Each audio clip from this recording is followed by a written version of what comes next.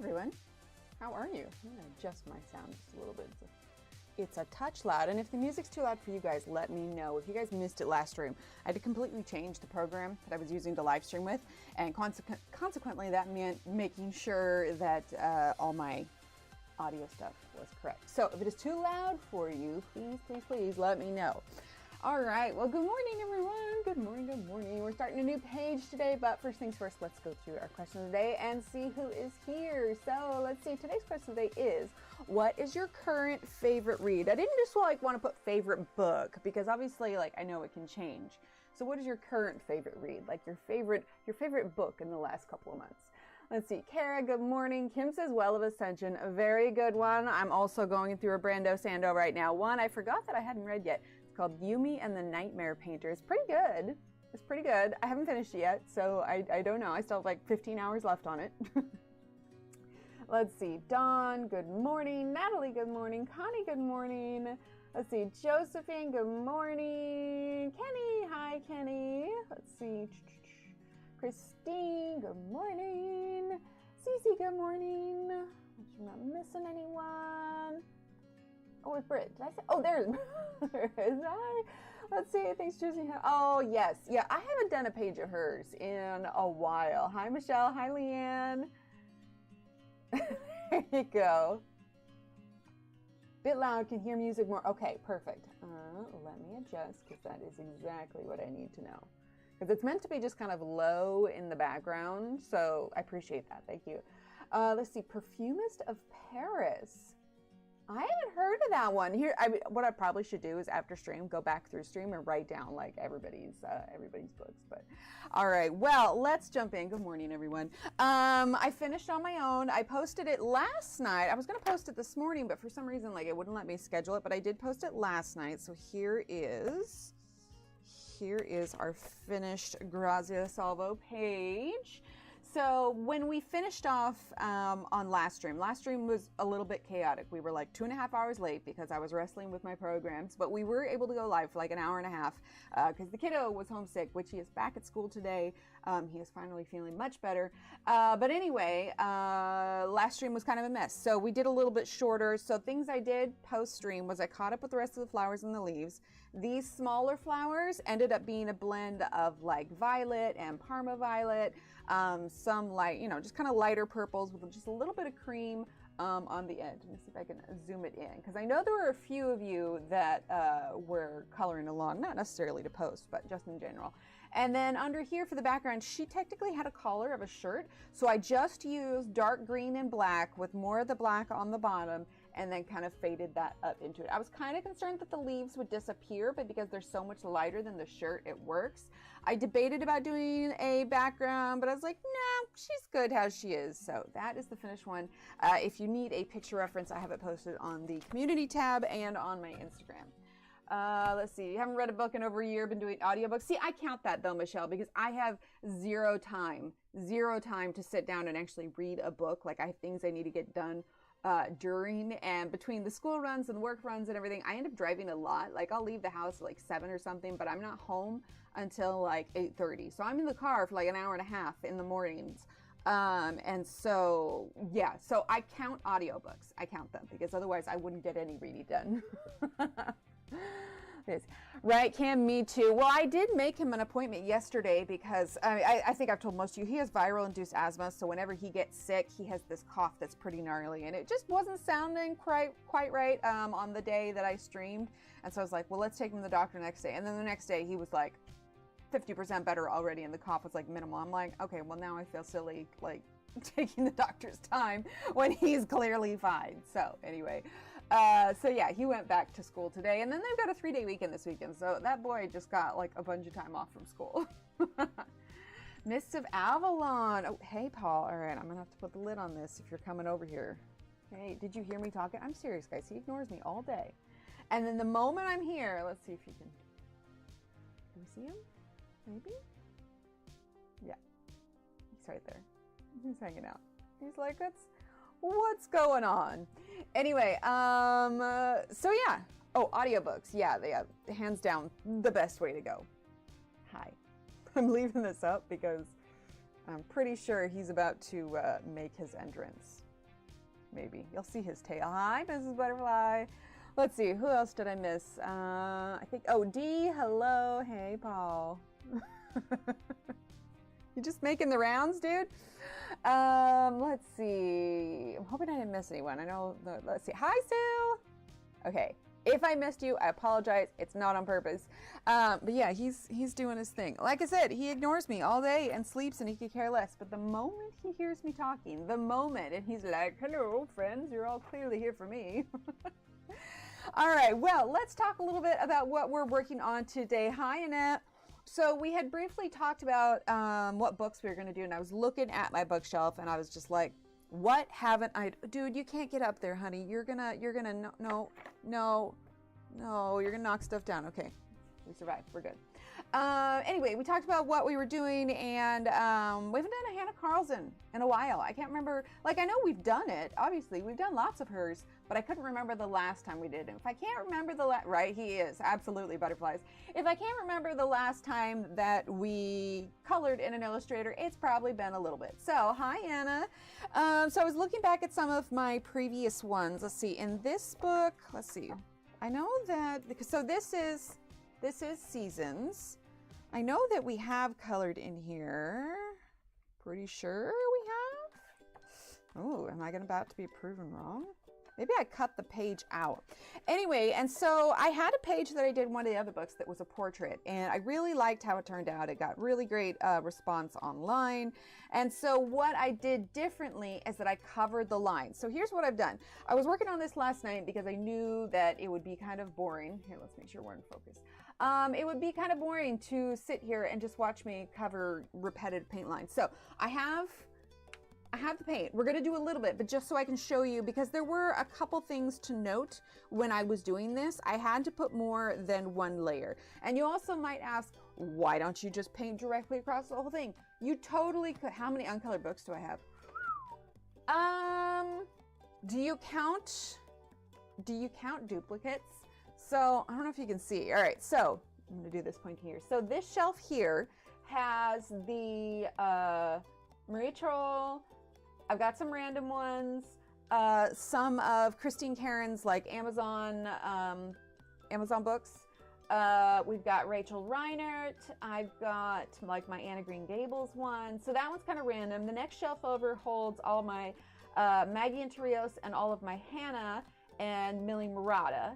And then these two shelves here are, yes? Okay, yeah, sorry. I know where I'm pointing at, but it looks different from your guys' angle. So these two shelves here are all Johanna.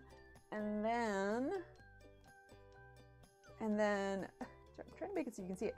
These two, so the one on the right hand holds puzzles and whatnot. And then down here I have like my TV show ones, Great British Bake Off, Doctor Who, Sarah J. Maas, Kirby Roseanne. So I've colored at least one page in a lot of them. And that is, I've got some artist editions. I don't know if you can see here.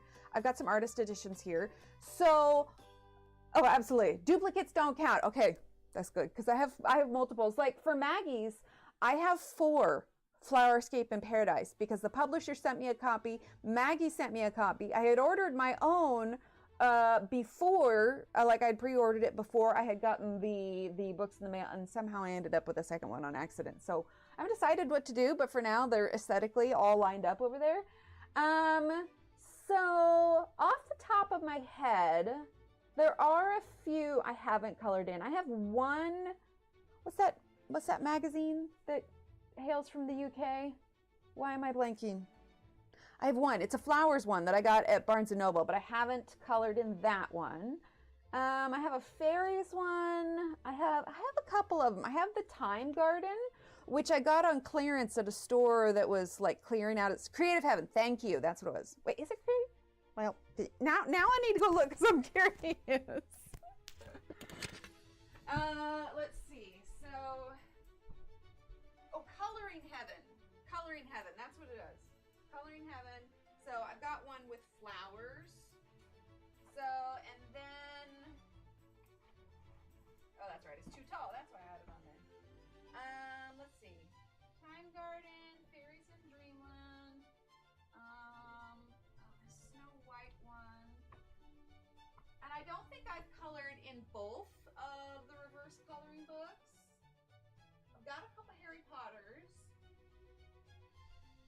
I think most of them I've colored at least one page, but these three I know that I haven't. Quite a few years ago, 5, 6 years ago or something, I had, hang on, the 3 by Dara song, yeah. Here, let's switch over real quick. So these two were both a gift, and I feel bad that I can't remember who, but it was also many, many years ago, like near the beginning of all of this. Sorry, I'm missing everyone. I apologize. Let's see, who did I? Oh, Mike. Mike. Thank you, Kara. Let's see. Dominique, hello, D. Oh yeah, you got the creative one, gotcha. Color in Heaven, there's Shannon. Hi, Shannon. So many books, yes. Well, and some of these have been sent by companies. Am I mic'd? I like it, thank you. You guys know me well at this point. So these two were gifts, and again, if you're still in the community, you're here, and you're the one that sent me these, and I'm not remembering your name, I wholeheartedly apologize. Please don't take it personally, because I barely remember if I brushed my teeth or not. So this one we haven't done. I haven't figured out, oh, it looks like I kind of started it. I haven't quite figured out like what I would want to do for the style. Oh, thank you, Miss Butterfield. To be fair, though, so here is my more natural color. I have been playing with this for the last year or so because I want to, eventually, I haven't done it in ages because there hasn't been time. Like the bottom part, I want it to be lighter, and then I want to dye it fun colors. But I just knocked out my headphones. But my natural hair color is pretty dark. And then this one was sent along with it. If I remember the message correctly, I think they had this in their stash, but they never really colored it. These would actually be kind of cute now that I'm looking at it. Like I said, it's not something that I immediately reach for, but something like this could be cute. If it helps, Annette, it's taken me a lot to even get it where I'm remotely happy with it because it's really thin and really fine. But I'm slowly been finding more products that help to give me a little bit of volume. Oh yeah, no, D, not at all. This is also why I try to rotate through my pencils. Now, granted, I didn't do it this time because I'm on a Prismacolor kick right now. I think I forgot how much I enjoy them, and I really do like them. But yeah, the Time Garden I got at a bookstore of sorts that was going out of business, and I haven't colored in it. And I think part of the reason why, number one, there's a lot of like all of these stars. I guess I don't know if you can see the stars. I would struggle with this one because I think I would get any recommend. Oh yeah, I could probably find you on Instagram, right? I can't remember. We'll touch base and I can tell you what I've been using. It's not anything too fancy. It's just some Dove products that I found have worked, because I also have to be careful because for whatever reason my hair really likes like product buildup. Yeah, right. They're perfect. Yeah. I'll send you some pictures of what I've been using. But yeah, a lot of the shapes are the same, so I'd be concerned with getting bored. And then I know this is silly, but there's a few of these. Like, so, I don't know why, but I just don't like this page. I know she's probably wearing bloomers, but there seems to be like more of those pages, and I'm not exactly sure. Like, I'm wondering if the story is like about the girl or whatever, but I got it initially because it was like incredibly expensive, but I don't know. In all the years that I've had it, it hasn't really appealed to me. I don't know. Does anybody have? Oh yeah, the purple's long gone. Any of the purple is like gets washed out and everything because it's temporary, so I have to keep up with them and do it. And previously, when I had some time, I did it while the kids were in school, but I swear for the last 6 months, there just has not been time, and it's just like, I got nothing.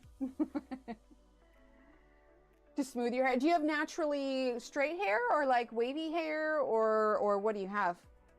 And hi, Connie. Again, I know I probably missed a few of you, so I apologize. Okay, so this page, like I said, I painted over this last night. The paint we are using, if you've been here a while, you probably know what I'm going to say already. This is my all-time favorite gouache to use, specifically the Winsor & Newton Designer Gouache Permanent White. This is also white. This is a zinc white. You want to go for the permanent white because it is less, one, like, especially if you're doing this and you put like white or red over purple, it draws it out, but the permanent white is the legit one that stays white and you can lay it on top of one another. Now we're not painting this whole page. We're only using the gouache to cover up the lines. We're going to use Prismacolors. Now the reason that I'm choosing Prismacolors is because I almost chose Lumis, the Caran d'Ache luminance, because we just did Prismacolors, but also I know that especially in this economy, the Lumis are very expensive, but it gets yeah, I'll share you what I'm doing because little Emily, we recently got her some detangler and it makes her hair so soft and I've been yoinking it. We're probably going to have to get each of us a bottle at some point, but I've been enjoying it.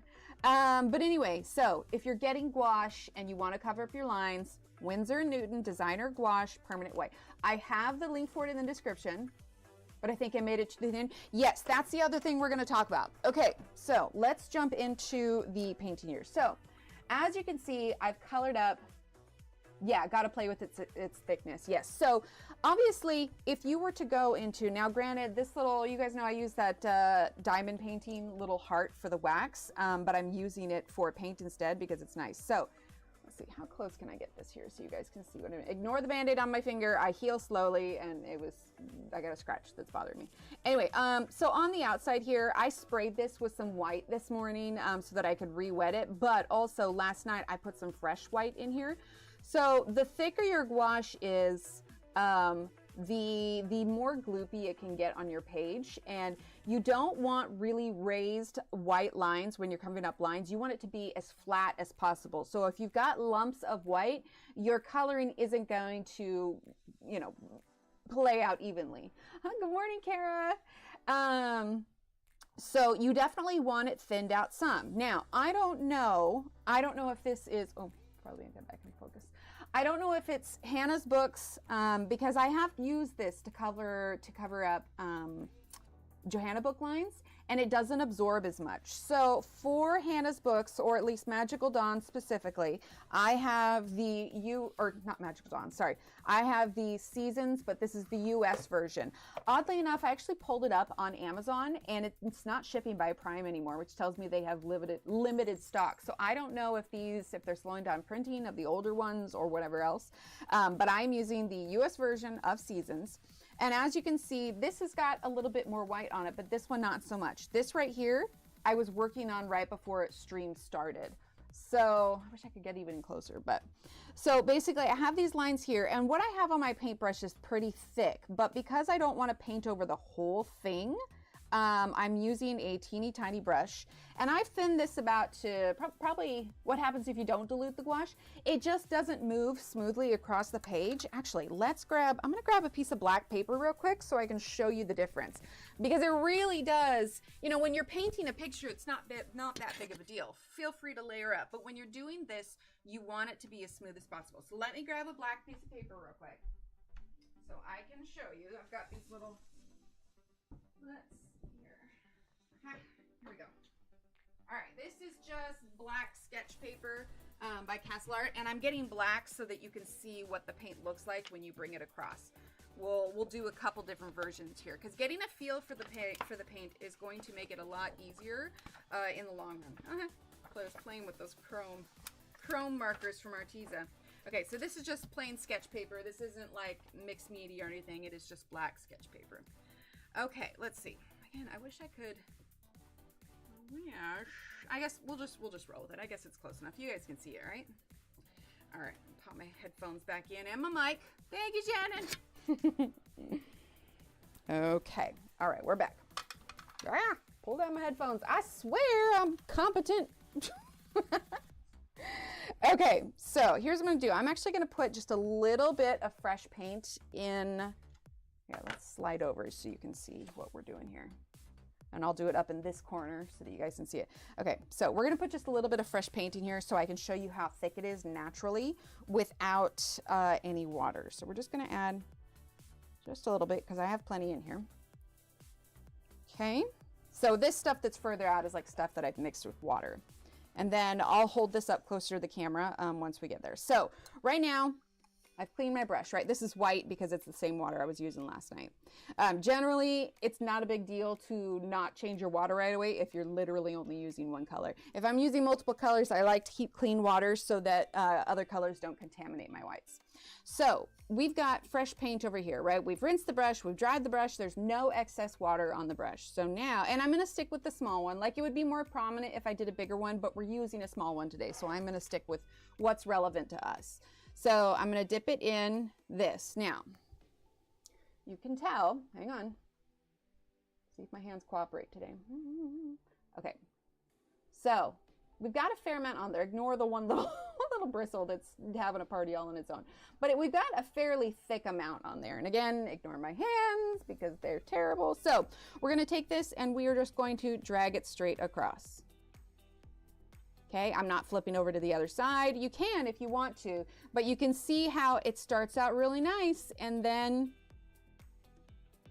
you get that, which is really hard. I mean, because you can see going on dry paper, that white glob does not last as long. So when I don't have it, I'm guessing I won't be getting, oh, the white paint. Okay, so now we're gonna clean the brush again. And this time, we're going to, so I dip it in the water, or like it's all cleaned, right? It's completely dry. This is how I can control the amount of water. So it's all clean, it's all dry, okay? Then I'm going to dip it once on the edge. I'm just going to slightly wipe it because I don't want a ton, okay? And let's dip it in our straight paint again. Now, because there's water on the outside, I'm not actually getting as much on the brush as I would have normally. So now, you can see though, the massive difference with adding water. I mean, I'm going straight all the way to the edge. What did I do? My finger reset the counter. I have decided that the counter will forever and always be hidden, apparently. Hang on.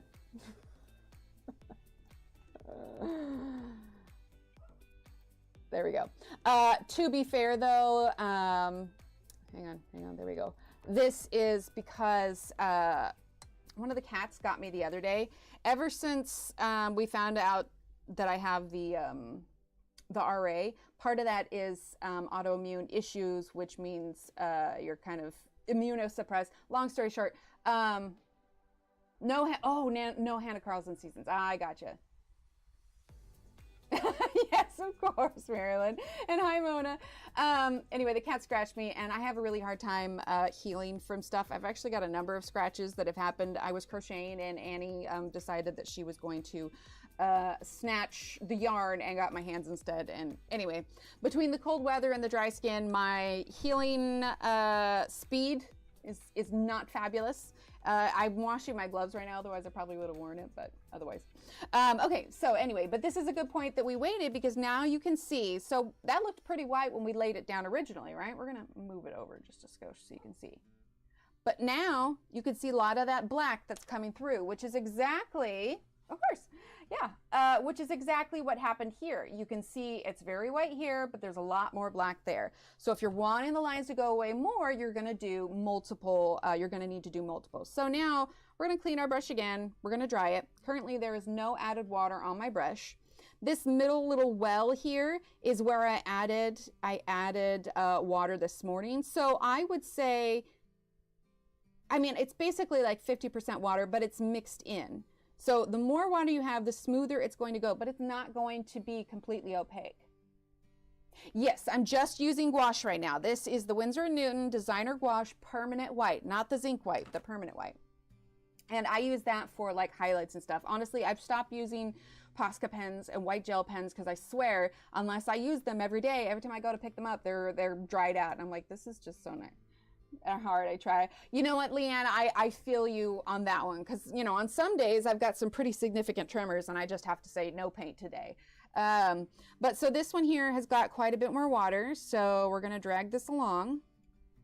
That's why I always try to mix it in. Now you can see it's already starting to dry out a little bit. And once this dries, right up here should stay pretty white. But one of the things that I'm doing for the book is I'm doing at least 2 layers. And because I want to really only cover the lines, yes, absolutely, Marilyn. Yeah, acrylic paint will not work.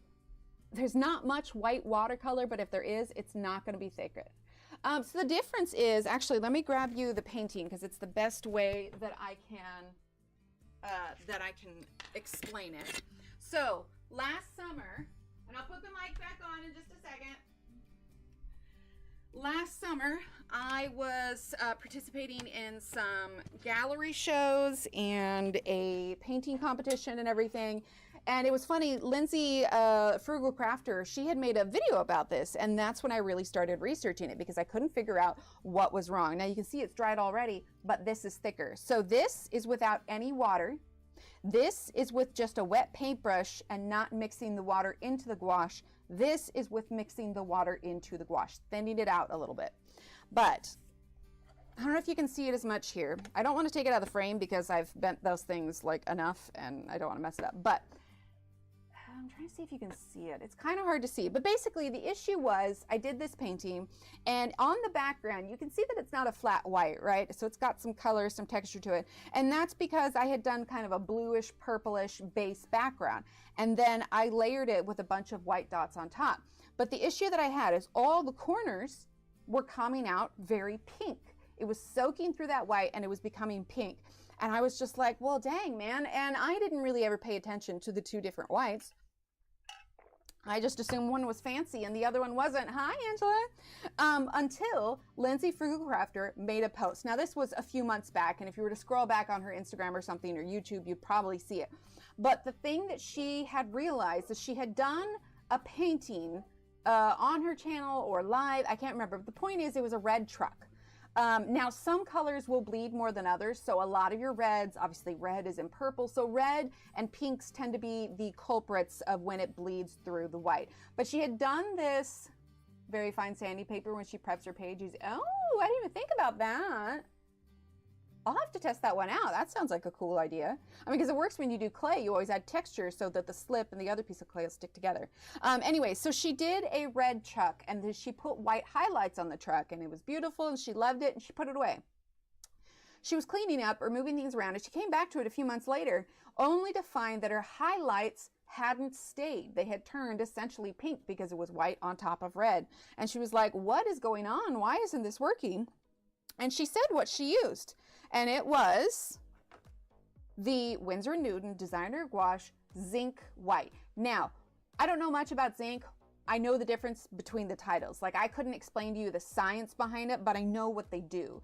So the zinc white is absorbing bleed-proof white. Yes, exactly. It's absorbing a lot of the background colors. And so when that happened to her, it got me thinking, and I was just like, wow, that's exactly what happened to this painting. There's quite a few layers here because I ended up needing to fix it and layering it up. And so then it got me wondering. I started doing some research on different whites, a more opaque white, something that isn't going to soak up that color. And that's when I came across this. Now, a single tube of this, I want to say, is about $13. This is a higher end paint brand. If you wanted to try, if you could find permanent white in like a different brand, feel free, test it out. Let me know how you feel about it.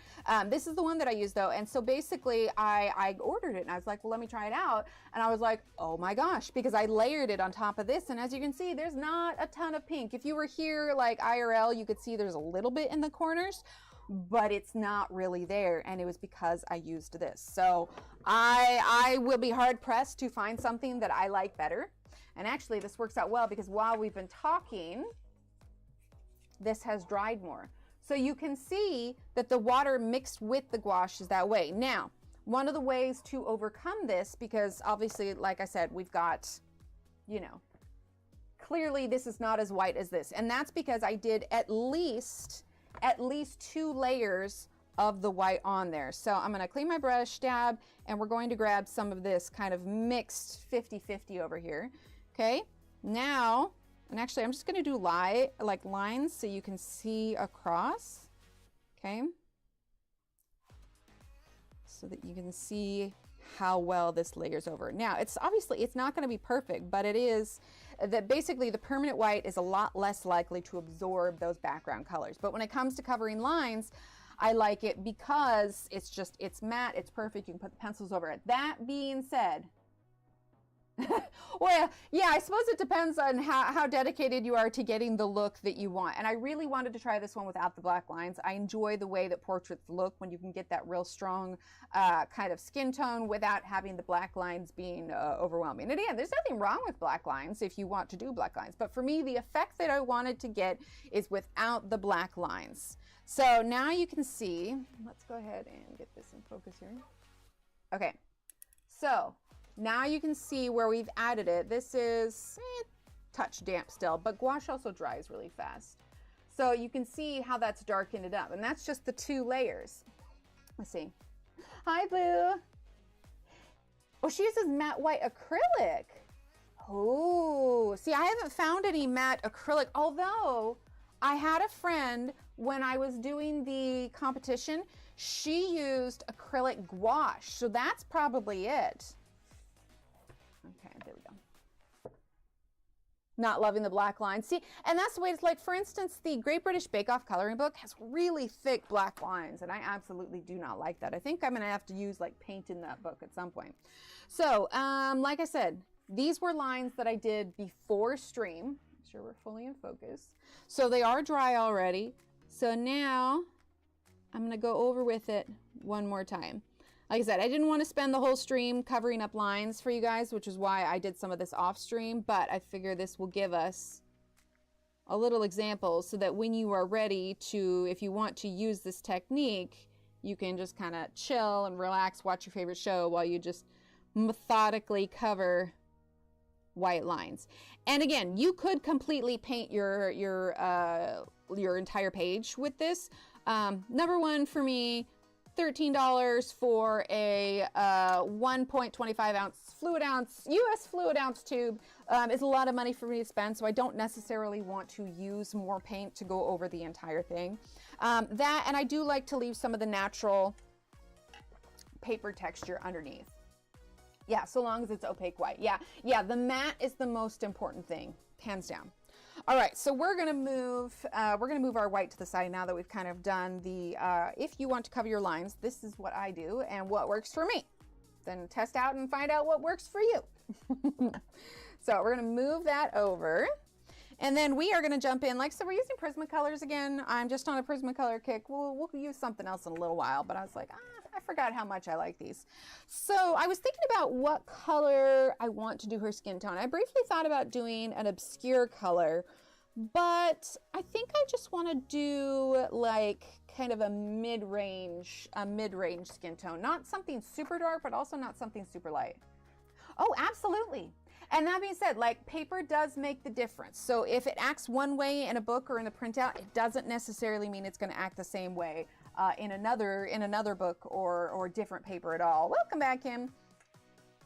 Like I said, this paper in Seasons, like I said, it's the US version of Seasons. When was this printed? The copyright print is English Copyright Edition 2017. And I was actually looking at my Amazon order when I was trying to get the link for this, and I did purchase this in 2017.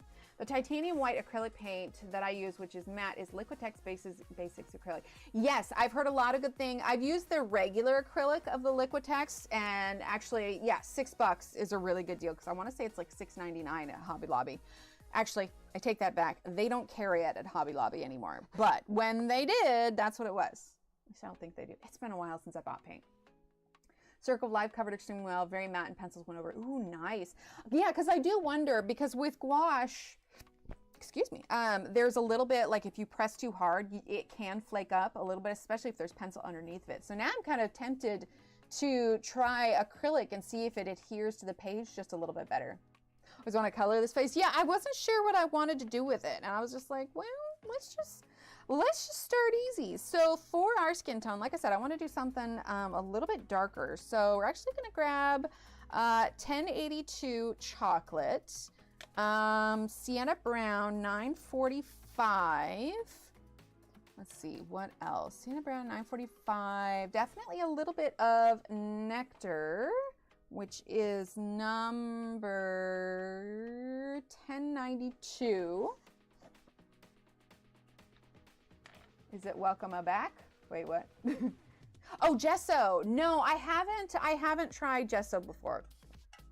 I know there are some that will prime their whole pages with it, but I haven't. Do it on a mini image from small victories, a small, ooh, yes, agreed. Yeah, that's a good idea. Yeah, I really like it, Dee. I like it a lot. Okay, so chocolate, sienna brown, nectar. Let's get dark umber. Oh, you were just, is it welcome? I got you because she looked for a little bit. I was like, wait a minute. My brain's taking a hard time to catch up here. Do I want, yeah, let's do dark umber. Oh wait, that's sepia, dark umber. Here we go. Right, yeah, I'll be excited to see how this turns out. I've got some pencil extenders here that I suppose we can zoom out while I get this.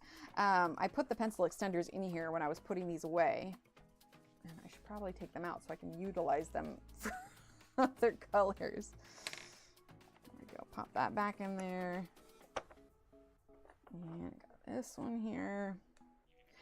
But there's another cold front that's supposed to be coming through. Kids got their fingers crossed for snow, but we'll see. I told them no promises. MLK Day is Monday, so the kids have a 3-day weekend this weekend. Yes, it will reactivate. Yeah. But if it's the only thing you're using, like for covering lines, then it should be fine. It's become relevant. I put the pencil extender back in and not the pencil. The movement comes more relevant when I do like a gouache painting that's entirely just paint. Okay. Oh, hello, Scam Likely. No, thank you. Sorry, just making sure I had a notification that was potentially one from the kids. So, all right. There we go. All right, so I don't know why, but my camera has been so yellow lately. I need to check on the white balance, but also, there we go. That's a little bit better, and we'll turn the brightness back up. I can adjust the temperature of the light itself. Okay, so some red mushrooms, ink tints, and they turn pink over the gouache. Yep, pretty much. Using something, yes, something, it'll reactivate with wet medium. Yeah, it won't reactivate with pencils, just water. Okay, so we're gonna work on her face. Obviously, she's, you know, it's whited out, so it's not gonna be able to see the lines very well, but that is what we want. So we're gonna start with light layers again. I don't think we'll start with the dark umber yet. Let's actually start with the chocolate and kind of map in where we want our shadows to be. Now, the difference between Hanna Karlzon and like Christine Karen is that Christine Karen kind of draws in almost grayscale. She does have line drawings, but she does add, yeah, you definitely have to sacrifice pages if you're gonna do alcohol markers. What was I saying? Oh, right. So Hannah does line drawing. She doesn't do shadows. So Christine Karen's is kind of where I learned to lay my shadows down. And so I've kind of got an idea of where I want it to go, but it's also good if you can find an image on Google where the person's face is positioned in a similar way to the face that you're coloring. That's going to give you a little bit more insight as to where you feel like your shadow should go. Now, this is actually pretty sharp, but I'm going to give it a quick sharpen because I want a nice fine point to get started with this. Images that for sure on that color my looks so that it frees me up to do fun. Right? Oh, absolutely. Ooh, what do we got? The medium bee charm and uploading the dog charms are on there. I'm doing it all this weekend. We're playing catch up. Yeah, it's been a bit much. Yesterday, I told you guys I was making, well, here, let's get started. So first we're going to use chocolate. We're going to do our shadows here. That I was going to be baking cookies for a school thing for little Emily, and I did in fact make cookies yesterday, but we also had repairmen that were at the house kind of just touching up a few things, and little Steve was home from school yesterday because he needed another day. Anyway, I tripled the recipe for chocolate chip cookies. I had little Steve do the taste testing for me because they are they're made with regular flour, not gluten-free, so I couldn't even taste them to see if I, you know, made any mistakes or swapped out sugar for salt. You never know. Anyway, so I couldn't really taste any of them, so I had him be my taste tester. And then I ended up making 100 cookies. There were a couple that didn't quite turn out, so obviously I didn't put those in there. But I made 100 cookies and then individually bagged them up for 50 bags with 2 cookies each. got them all arranged in boxes, and then made labels for them that said, hey, they're chocolate chip cookies, in case anybody has allergies of any kind. Let's see, I have a question. What is the best sharpener you would suggest for Derwent Colorsoft? We still transfer your list. Yes, absolutely, Josephine. Yes, absolutely. We decided to keep it going because like we've got so many work in progress squares, and I think I planned for 120 squares and we got plenty of room still. So we're going to keep going, I think, until the quilt's filled. Oh, he was like, yes. In fact, let me see. I have a picture of the finished boxes. Let me make sure it's something you guys can see here because they're sitting on. Yeah. Okay. So, you know, flip for me. There we go. All right. So those were the cookies. We had 3 boxes of them. They all had their own little labels. And then when they were all done, they looked like that. And she took them off to school today, but no joke. Because like I said, it was triple, and it took, you know, 10 to 11 minutes in the oven per tray of cookies. And I don't even know how many trays I did. Oh, thank you, Shannon. Thank you. For the Derwent Colorsoft, if there's a pencil that is particularly soft and prone to breakage, which the Colorsoft are, I use a handheld sharpener. I like the Staedtler 2-hole sharpeners, and I usually put it in the larger one because they're so soft. Let's see. And yes, if you chat, yeah. Yep, keep it going, exactly. Right, Kara, I was telling little Emily, I was just like, because she kind of volunteered me for this. She did not, and I didn't mind doing them, but we definitely had a conversation with checking with Mama first, you know, like it's great that she wants to help and do all the things, and it's lovely, but if it's something where I'm being volunteered for, maybe instead phrase it, hey, I think we can do that, but I should check with my mom first. Or parents first, or whatever, because that was a lot. So needless to say, I was mixing everything up, but because it took so long to bake all of them, what I did is, oh, absolutely, that's why I have her. I balled up all the cookies. I have a little, you know, a cookie scoop, which makes the perfect size measurements for cookies. But with chocolate chip cookies, if the dough gets too melty while you're waiting, the cookies will spread out too much. So I had to ball up all the cookies, put them in a large Tupperware, separated them with parchment paper so that when something was done cooking, I could take the cookies out of the fridge and then place them on the next one. Oh, very much so. Oh, yeah, if you've got a pencil that keeps shattering, unless like, because I know some people will like put things on heating pads or in the oven, don't put them in the microwave, especially if it has foil lettering. It will not end well. But yeah, especially the ones that are really soft. Lately, I've been feeling brave enough to do the Doll 133 with my Prismacolors. But yeah, anything that's soft, I try to do handheld because it's just a lot easier on the lead. Oh yeah, the kids are happy to help, exactly. And I suppose it's a good thing if she knows that for the most part, when it comes to asking for help with projects or, you know, if someone needs something done, for the most part, I usually say yes. But I won't say exactly what she's doing. She's just involved with a selection of people this year where they do some charity stuff. So basically what this thing was is they are doing 50 bags, because, you know, they rely only on donations. It's not like there's a fund for it or anything. But 50 bags for the homeless that are going to have a selection of food, necessities, toothbrush, all that kind of stuff.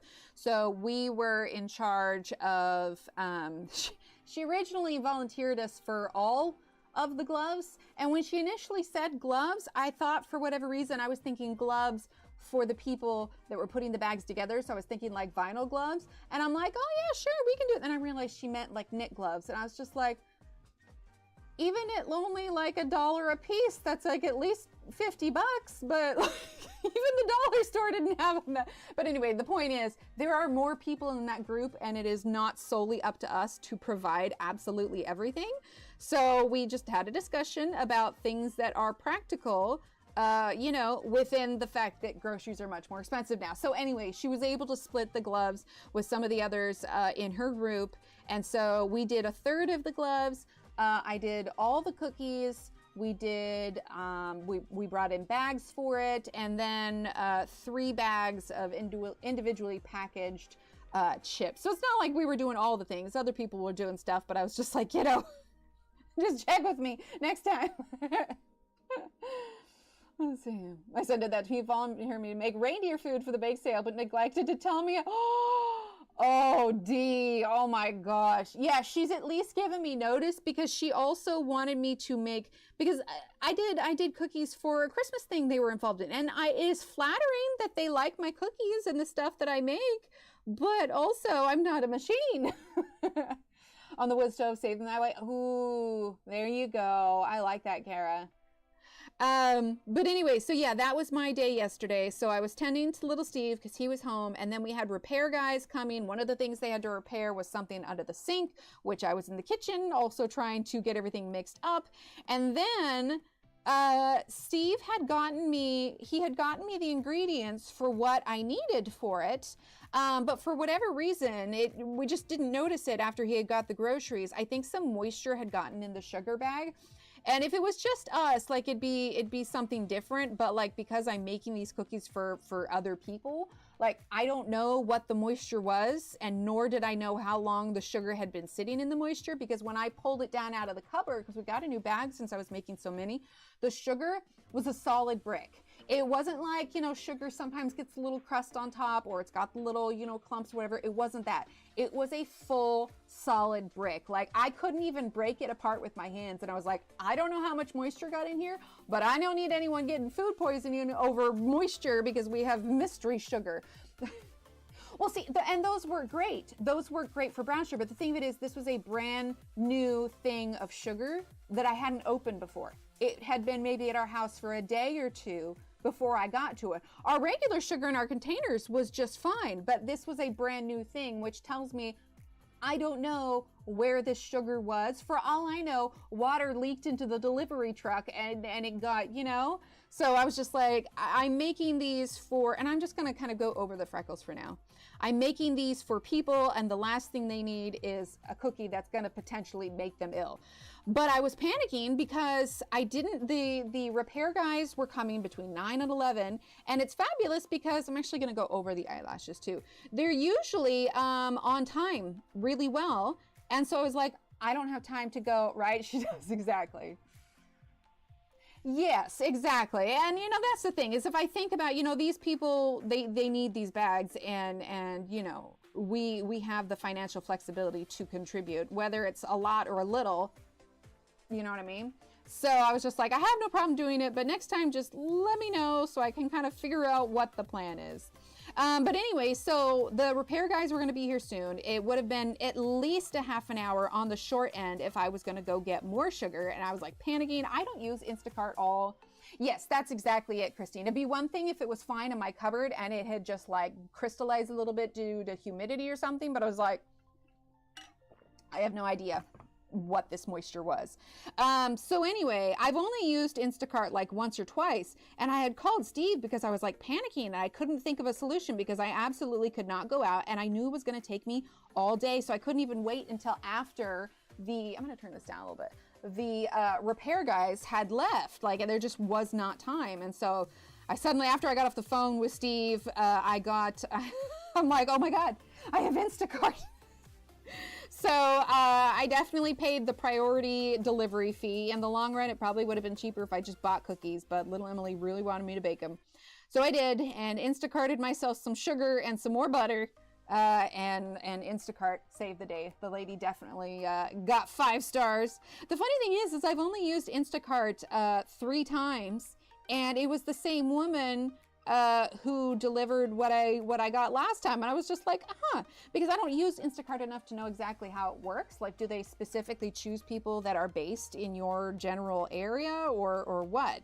But anyway, she got it, and she got it in a timely fashion, and I was able to get it baking. And once I had it mixed up, then it was a matter of just baking it all, but still. You mean like a white pencil or the brown pencil? So the black is still going to show up with the pencil. And if I were to press too hard on this gouache right now, I'd be concerned that I scrape it up. So there probably is a way to save time. But considering that I want the final one to, in fact, let me show you an example of what I'm trying to accomplish here. Like, I know it looks questionable now, but by the time we're done layering it, it'll be good. So hang on one second. See if I can find it. I'm pretty sure, I think it's magic magical dong? Hang on. Flip here so you guys can at least see what I'm doing. I know, I'll put the mic back on in a second, but I think I grabbed the wrong button. I have all these ones and I just don't know. I don't remember which one it was in. Maybe one of these. I just did, let's see. Hang on. Ah, found it. Okay, so it's in Daydreams. And it's this one. Now, I didn't use, this was before, sorry, getting all the cords. So this was before I had gotten my hands on the gouache, but you can see I didn't cover up the lines on the hair, but I did do on the front of her face, and I kind of had this glow, and I think it really worked for it.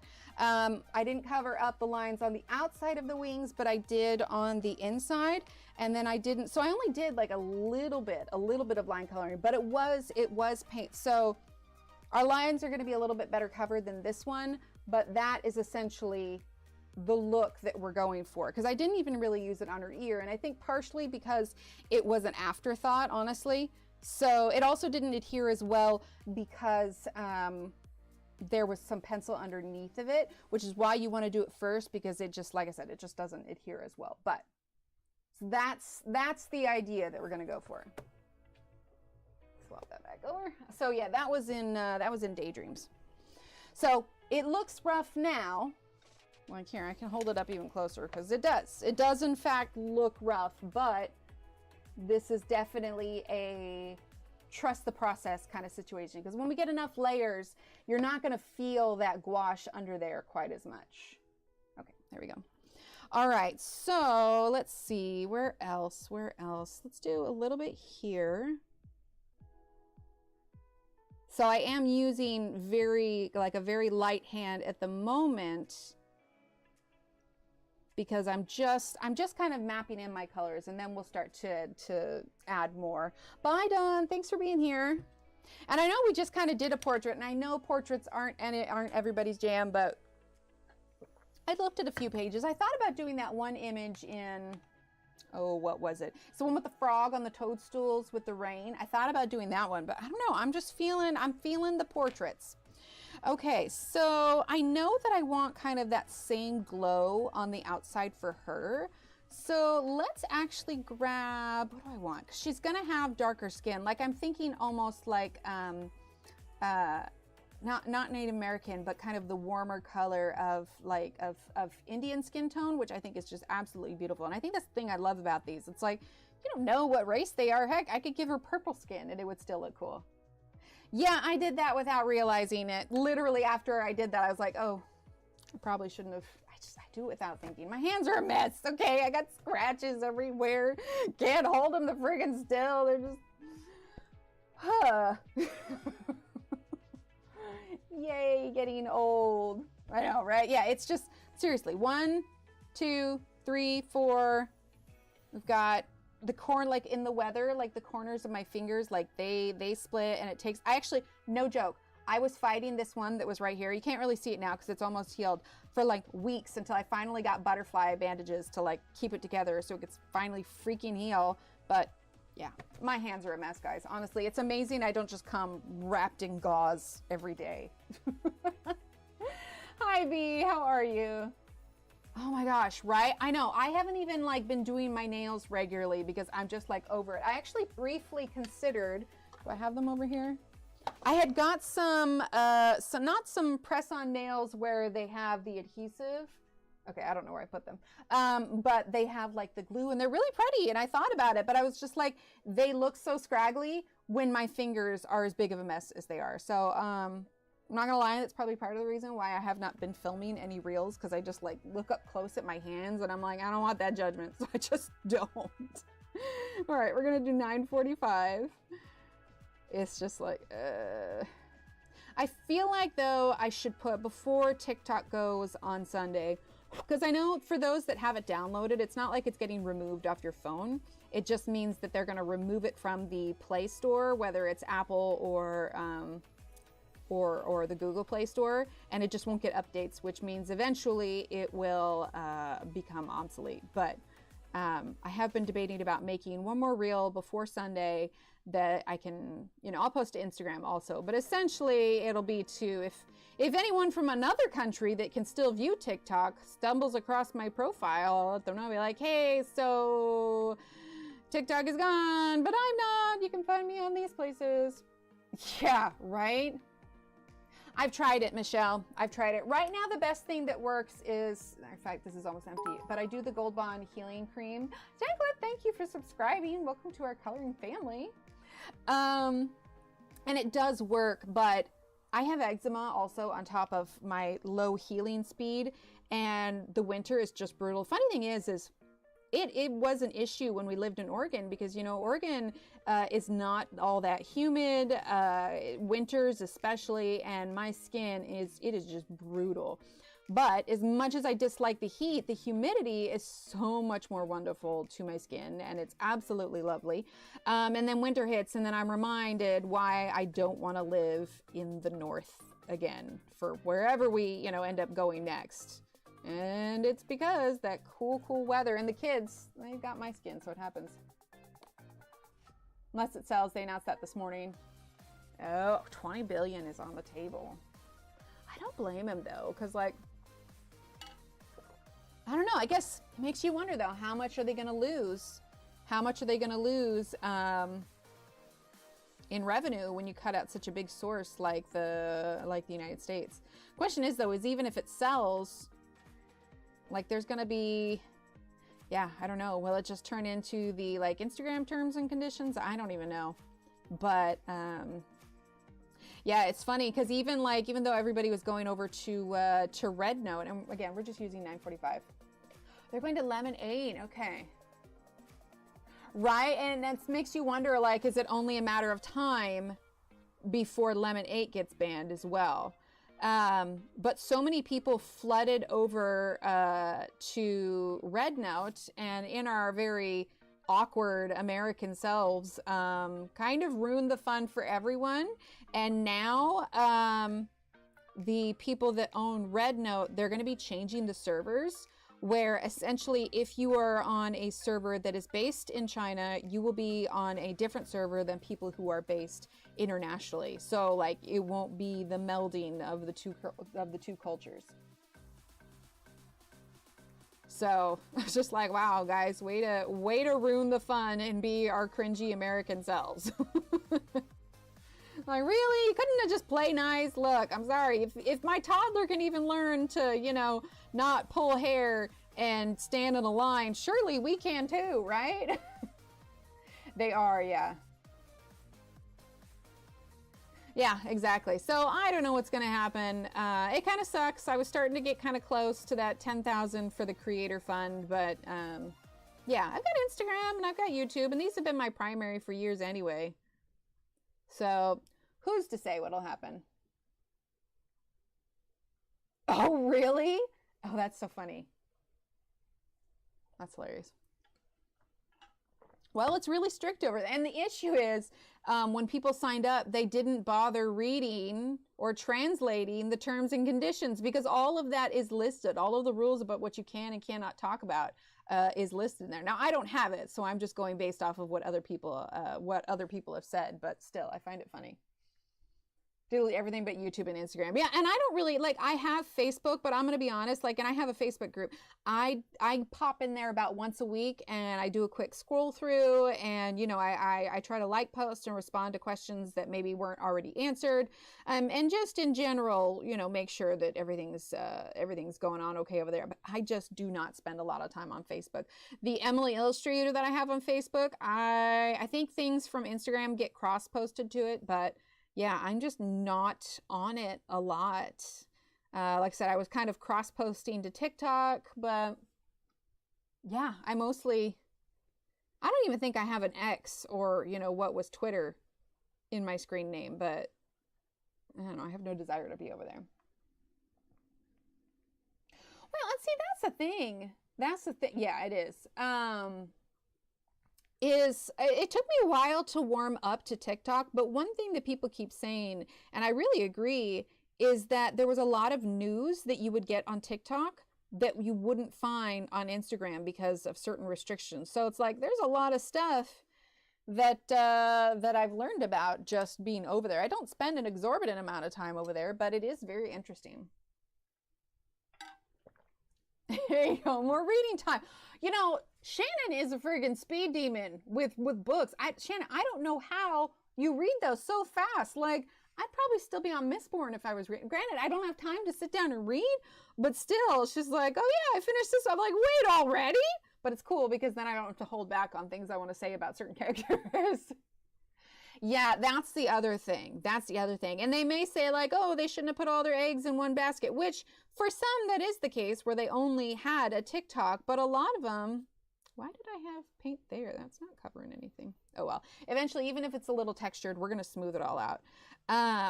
It's not that they put all their eggs in one basket. It's that even if they made equal amounts on Instagram and TikTok, or even equal amounts on YouTube and TikTok, you're literally eliminating 50% of their income. So like for those that work, 9 to 5 jobs, that would be if someone came in and said, so yeah, we're going to cut your hours in half. Focus rate, right? Exactly. Page 2 of the next book. Oh, yeah. Does she do YouTube? Oh, good, Angela. I'll have to take a look at it. Yeah, so, I mean, again, I'm a little disappointed because I was getting close and I was like, woohoo, creator fun. But, I've got bonuses on Instagram. They're not great. Like, literally for, 5,000 views, you get 2 cents. So it's not very lucrative, but it's better than nothing. She does me. Okay, that's good. That's good. Chapter 20 something. So my brother, he likes Brandon Sanderson, and he had recommended an author. And if you guys have read it, let me know what you think. And if you are opposed to foul language and probably some fairly, I don't know, like it reminds me of Hunger Games, but just the way the wording is very crass, and it just kind of like, kind of put a bad taste in my mouth. Like I stuck through the first book so that I could give my brother, my honest opinion on it. And we're just using Nectar, by the way. But it is Red Rising by Pierce Brown. Because he had asked me, he's like, oh, hey, have you read anything by Pierce Brown? He's like, it'd be cool if you did, then we could talk about it kind of thing. And actually, I had read it. I have it on Audible. I had the book already, but I didn't remember reading it. And now I'm remembering why. It's because I probably didn't even finish it because I was just like, I don't know. Has anybody read it yet? I do have what it's called. It's called like Golden Sun or something like that. It's the second one. And I started it, but I have no desire to finish it, like at all. I don't know. Shannon, I know you read a lot of stuff. Given the language factor in it, I assumed that you probably hadn't read it. Oh, you have it on, the Red Rising ones? Okay, well, what did you think about it then? Because I don't know, like, it had fabulous reviews, but I don't know. I stopped reading that, and now I've moved on to Yumi and the Nightmare Painter, which is one of the few Brandon Sanderson books I haven't read, and it was almost like Brandon was a breath of fresh air. I was just like, oh my gosh, this is so much nicer. Like, I don't know. I did not enjoy it. Yeah, it's not just language. Honestly, knowing what I know about what you like to read and don't like to read, what's the term for it? DNF. I DNF'd the series. I did finish book 1, and like I said, Red Rising had really good reviews. A lot of people liked it. I don't think you'll like it. Cry over that series? Maybe I just haven't read it long enough, but yeah, Mona, Shannon was saying that it went through and it is going to ban on the 20th. So, yeah. So I know there's a lot of people disappointed for it, but yeah, no, I don't know. It's not good if a book kind of makes you sick to your stomach. And I'm like, I'll finish the first book just to say that I did in fact give it a fair shake. But see, and that's what I don't get. I don't know. Maybe it's just me. it's definitely got a Hunger Games vibe where there's like a hierarchical system where there's different classes of people. They're designated by colors. And, you know, as with most books like that, and I'm not like, I think you'll find all of this like on the back of the book. There's just, you know, a lot of behind the scenes happening to try and bring down the system, and the story follows a character that is working with people to change things. But yeah, I don't know. Okay, well, I don't want to say then don't read it if you want to give it a fair shake. So here's how about this? If you read it, tell me what you think, because I was just like, I don't know. Like, you know, a lot of Sarah J. Maas's books, and, you know, I like Outlander, but something about this series, I was just like, and I was having a hard time getting invested in the characters. Red Rising by Pierce Brown. There's a whole, you know, yeah, I'm really curious to hear your thoughts on it, because obviously, like, you've read Sarah J. Maas, I've read Sarah, you know, a lot of us, and she does have some not so savory things that happen in those books. But I don't know. There is a lot of swearing in it. Oh, my music turned off. So definitely just know that going in. Wait, on Straff. Wait, what's Straff? Am I missing something? Is that abbreviation for a book? I just heard rumbling in the back, like outside, but I think it's trucks. I don't think it's thunder. I don't know. The clouds are rolling in. We might be having some rain. We're supposed to get that Arctic blast on like Monday or Tuesday. Everybody's kind of freaking out a bit. Oh, I went to that fiber art night here locally with my friend, and it was interesting. It was really interesting. There were probably about 12 people there, and they were all working on. Oh, right, Straff Venture. Sorry, took me a second. And yes, and yeah, it's hard for me. Like I'm having to think about my words very carefully. But we'll regroup at the end of this book. We'll regroup. Or wait, have you finished the second one already? But if not, we'll regroup. But yeah, so I went to it, and there were some girls that were crocheting, some girls that were cross-stitching, embroidering, knitting. I mean, it's fiber arts, right? Ooh, hot cocoa.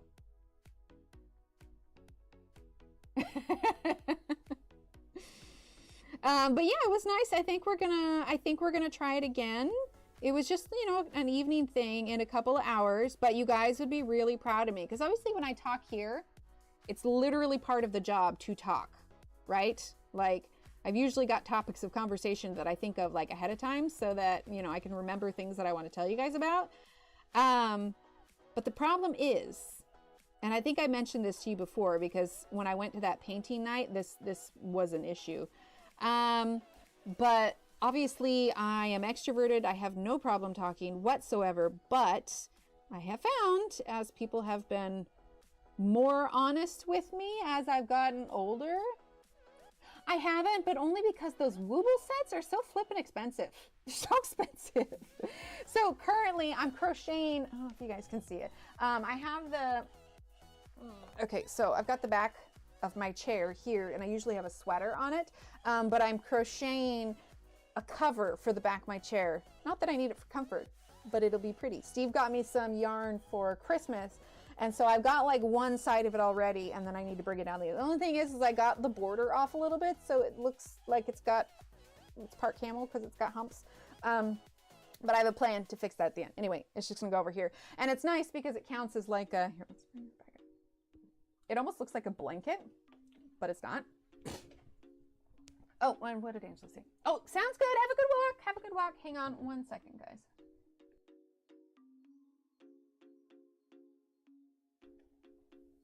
Sorry, just had to clear my throat. But yes, yeah, so that's what I'm working on.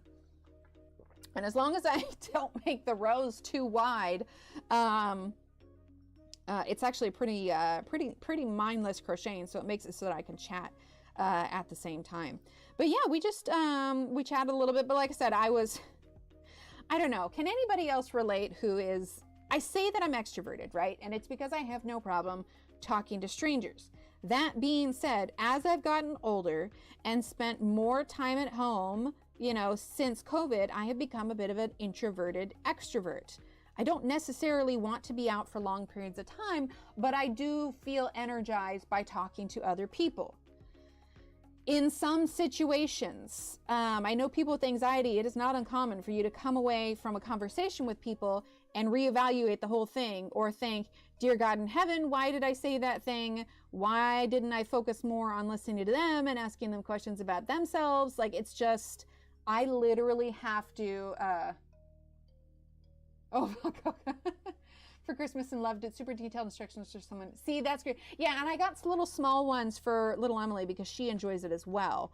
But yeah, no, those kits are just super expensive. And well, as far as yarn is concerned, for someone who has these two shelves, boop, or no, here, there we go, boop, and boop, those all have yarn. So I can't really justify like getting kits for it when I just need to find the right instructions on Etsy. But literally, while we were talking, I grew up in a family of 4, right? Quiet wasn't a thing, and I don't like extremely introverted to the max. Friends can't believe I went to Europe, really out of character. Oh, but you had so much fun. I don't like a lot of quiet. I hate awkward silences. I do. And so generally, I fill the void. But I also know that silence isn't a bad thing. So I'm not going to lie. I really didn't want to come off as strong as I did on the painting thing. You know, like I talk a lot. I do. And I'm aware of it. But I didn't want to just, you know, I didn't want to go home feeling like crap. So I was just like, I'm just gonna try to reel it in, which I did. And I did still talk. I wasn't like unsociable by any means, but there were times where everybody, you know, whatever we were talking about, that topic ended and people were doing their things. And, you know, it was quiet for a few minutes. And now not everybody knew each other there. So I'm sure part of it was awkwardness, but literally in my head, I had to remind myself, don't do it. Don't break the silence. Don't be the first one to break the silence. Not every silence has to be filled. Like I'm literally like freaking the flip out in my head because I'm trying so hard to not be horribly socially awkward. And so I literally have conversations with myself, keeping myself in check. Like I'm sitting there crocheting, hoping to God I didn't miscount, but also, and I'm not kidding. I literally sit there and go, don't do it. Don't talk. Don't bring up whatever story you're thinking of. Like, don't, it doesn't have to connect back to you. Like, ask them a question to further. It's bad, guys. I swear. I don't know. I had a friend who was brilliant at making you feel like your story was important. She seemed like she was genuinely interested. She would ask you questions to continue your story or whatever. And I'm like, I'm trying so hard to be more like that, where I don't try to just stomp my big old clumsy slippers, because I swear I've been living in slippers the last few days because they kept my feet warm. But you know, I'm trying not to stomp all over the conversation. I'm nearly friggin' 40 and I'm still training myself how to have conversations with strangers. I've just, too many times people have said that I'm too much, and I don't know. I don't want to go into 40 being so unself-aware that like I'm basically Michael Scott, you know, like it's just, and streaming has trained me a little bit in that sense, because there's a lot of stuff that I don't say on stream because, you know, if it was literally all of us hanging out in person, I'd probably feel differently. But there are a lot of people that watch my videos that maybe aren't ever in chat or don't talk. And so I have to remember that what I'm saying is recorded, and you know, I'm very careful, and so I have trained myself to have that kind of inner dialogue. And so it's just, they just don't know how socially awkward I am on the inside. Yeah, Connie, that's me. Yeah, but the thing is that there's also a part of me that needs to get out of the house. Like I can't just, I don't know. I'm trying to find a balance, and I did enjoy being there. I did. but I'm just in this kind of, what, self-discovery moment where not everybody needs to know every life story, and I need to make a point of asking them about theirs and not being so self-centered. I don't do it consciously. I just like being part of the conversation, and like I feel like I have something to add. Like I won't say too much about her job, but basically her job involved movies to a certain degree. Not like movie director, it was just involved with something to do with movies, and the topic of Jurassic Park came up. And of course, my standing anecdote with that, if anybody ever brings up Jurassic Park, if I haven't told them already, is the fact that I went to school for a little while with the little girl from Jurassic Park. Therefore, you guys have heard the term 6 degrees of Kevin Bacon, or 6 degrees from Kevin Bacon, right? Anybody who knows me is now 3 degrees of separation from Kevin Bacon, because I know the little girl, and the little girl was in Tremors with Kevin Bacon. Therefore, I am 2 degrees. Because it's the theory that everybody is at least 6 degrees from Kevin Bacon because he has been in so many movies. Anyway, it's just silly, and I say that, and I did bring that up, but then like I physically told myself, I know it sounds like a lot to stress out about. It's like nobody knows that this inner battle of me literally telling myself to shush, shush, the entire bag of shush with my name on it. That was an Austin Powers thing, right? That's why this is so good, because it's literally part of the job. Ooh, 7 degrees from Queen Elizabeth. I like it. However, I'm actually closer because Johanna got an OBE from the Queen and met the Queen, and I know Johanna, like it's not just online. I've gone and met her. 3 degrees of separation from the Queen. Cha-ching! And my sister met George W. Bush Jr. Apparently I say junior, but you know, not George Bush Sr. 2 degrees, right? Apparently George W. has very blue eyes, but that's about it. Just these weird connections. In fact, when I went to, I'm just using number 945, the Sienna Brown. I know it's really light still, but we're working our way up. You guys saw how long it took us to get the skin where I wanted it for the other portrait. Technically, I met a guy who was it was when I went to New York. I went and saw a show on Broadway. It was Chicago, and the guy that played Billy Flynn, he had a one-off character on an episode of Star Trek, and I met him and got his autograph, signed my playbill and everything. And so technically, I am also 3 degrees from Patrick Stewart. Let's see.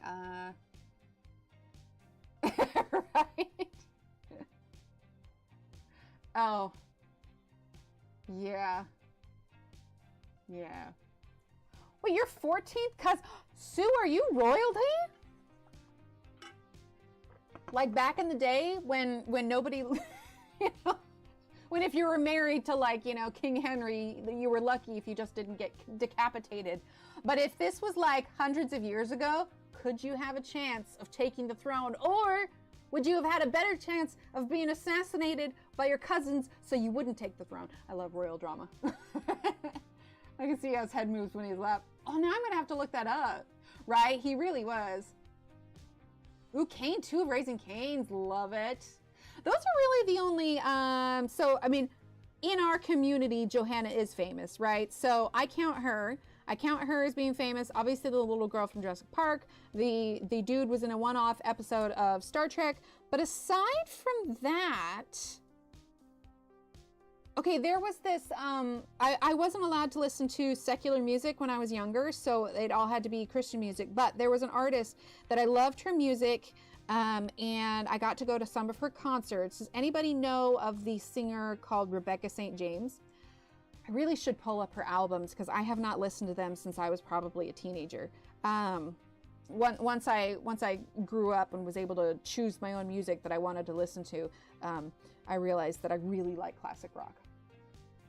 Okay, yeah. So I've probably, yeah. Well, no, I don't have too many boxes. I might have something stored in my parents' boxes. Let's see. So Nectar number 939. I went to at least 4 or 5 of her concerts when I was a kid / teenager. And I want to say, I'm pretty sure she signed one of my CD covers. But it's been ages since I've listened. Sue be royal by marriage, right? That's awesome, Sue. Maiden name is Welsh. Ah, okay. Yeah, I should pull up her music again. I was wanting to listen to something different in the car today because a lot of times I have a Howard Shore like radio station that I'll play, and so it plays, you know, like a lot of stuff from Lord of the Rings and Interstellar and Gladiators, like all this really good music that I really enjoy. But I was just like, I want to mix it up. So this morning was K-pop. I'm like, for that. Thanks, Josephine. Have a great day. Enjoy doing your errands or chores or whatever you gotta do. Thanks for stopping by. But yeah, so I've met her a couple of times. But my parents took me to a number of her concerts. I never met like any of the Newsboys or DC Talk, but Newsboys, DC Talk, Rebecca St. James. Who's the guy who does the, basically the Christian version of Weird Al? Oh, Steve would know. I'm drawing a blank on it. Oh, that's gonna drive me nuts. I'm gonna have to look that up later. Cause they do like a spoof on Gangster's Paradise. Don't they? See you later. Oh, that's gonna drive me nuts. I'm gonna think of it like randomly later. Again, we're just going really light, but after this color, we're gonna bring in our dark umber. I mean, we're not gonna be done with this page in like 3 streams. Like, I wanna take the time to get the coloring right on it. Okay, so now we're gonna do dark umber. Let's pop it in a pencil extender. Pickup order by stages since I'm not working today that I can actually pay attention. Ah, there you go. Pickup order. I have some Band-Aids coming in the mail. Does that count? Because Band-Aids. No, we have a big box of them, and I realized we're running out, and at this point, I might as well get some more. And there's a good deal on Amazon, so that's coming. That, and I needed a new phone card, or bleh, exclamation point words in chat. A new phone cord, because for whatever reason, mine just does not want to work anymore. It wasn't chewed on by the cat. It didn't get damaged. I have to move it around like we used to move the old antennas and everything to make it work. And it's like, good, hold it at a 180 degree angle. I don't know. It was crazy. I'm all over the place. But yeah, so definitely some K-pop. Amy Grant, I never met her, but I really liked Amy Grant going up. And not that she was, I don't think she's a Christian music singer. No, I don't think. Anyway, Leanne Rimes, her song Blue. I love to totally do fake vocal inflections like she does on her Blue song. Thank God no one ever actually heard it. What Amy Grant is? Really? Yes. What if God were one of us? Yeah. You guys don't understand. Like, I know that I don't talk much about like religion, which it's not, you know, a topic that we talk about, but I did grow up in the church, and I did all the churchy things and the youth group and the church camps and the missionettes, which is basically the Christian version of Girl Scouts. Like, I grew up in all of that. And then I hit 18 and started, well, we won't get into it, but the point is, life choices and changes were made, but I was brought up in the church and all of the social aspects that go along with that. So I was taking my daughter for blood work and go to IHOP, but she's still sleeping. Aw, she's so sleepy. Yeah, I never have exact like time that I have to go get my blood work. I just go out and do it. But where I go to get my blood work done, there's a fancy Walmart next to it, and I say fancy because it's like actually really nice, and it's got like a different sign out front, so I always pop by the fancy Walmart when I go over there. Right? Yeah. All right, so we're just still using dark umber here. We're just getting in a little bit darker, and then we'll just start, yeah. I know it like may seem like we're taking forever, but then when I have people say, how on earth did you get that? And I was like, well, I did it on my channel, and sometimes it just takes a while. We're going to fill in her inner nostril too with this darker color. But I had a camp that I went to. It was located, I'm trying to be careful because I gotta like say too much about, you know, anyway, but the point is to get to the camp, it was a little precarious, and I always thought for sure we were going to fall off the mountain when we went up there, but I do have a lot of really good memories. I was able to, the camp itself was always a week long, and I can't even imagine what the camp would cost these days, but at the time, it cost $100 for the whole week. And if you think about it, basically a babysitter for your preteen, a week gone, all the meals, including field trips and everything, $100 is not much. You know, house, lots of kids, dinners, movies, just not as often with friends, but I understand. Yeah, exactly. Oh, thanks, Cece. Yeah, and like I said, we'll just build up slower, and eventually we will press harder and we'll get rid of all this texture. Like, it should look smooth by the time that we're done. But I always loved it, and it was, you know, we were there long enough that, you know, parents and stuff would send mail, and you know, there was hiking and cabins, and I have a lot of really good memories of that camp, and I wish that there was something closer like that for the kids here. But we've done like Girl Scout camp and stuff with little Emily, but yeah, no sleepaway camps or anything. Oh, that's nice. Oh, you just had, oh, I'm so sorry, Kenny.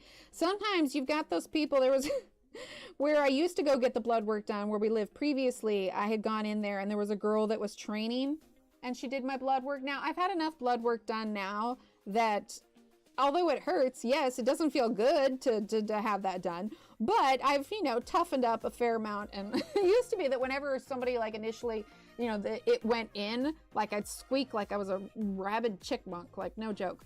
That probably put a hilarious image in all of your heads. But I'm much better with it now. But this girl was training, and I was tempted to say, can I please have someone else do it? But also, she has to learn somewhere, right? And I am not so mean of a person that I'm going to harp on her if she doesn't do it exactly right. So I just grin and bear it and let her do it. An extra cup of cocoa, right? Oh, yeah, yeah.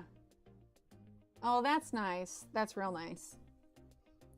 But yeah, thankfully it's not usually like a full blood work panel like it was when I did the rheumatology one. It's just usually a couple of vials, because they have to, every 3 months, they have to check like my T3 and my T3 and T4 levels, because we're waiting to where I can get to the point where the medicine is working too good, and then I can start to go off of it, which would be fabulous. Which would be fabulous. One less medicine would be wonderful. So you're starting to get an idea of just how much darker this is going to be. She ain't learning on me. You know, honestly, the best phlebotomist I ever had, and I might have mentioned this already, after I had little Emily, I had to go back into the hospital because there was a complication, and I had to be in there for 6 days.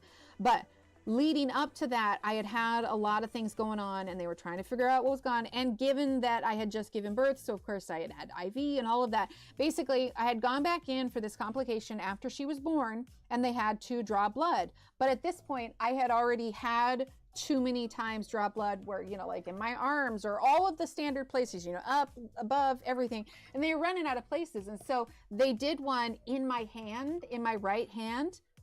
There was no pain. I don't know what kind of phlebotomist wizard magic she had, but there was no pain. And at that point, I was actually checking into the hospital when it happened, and I was just like, can you stay with me?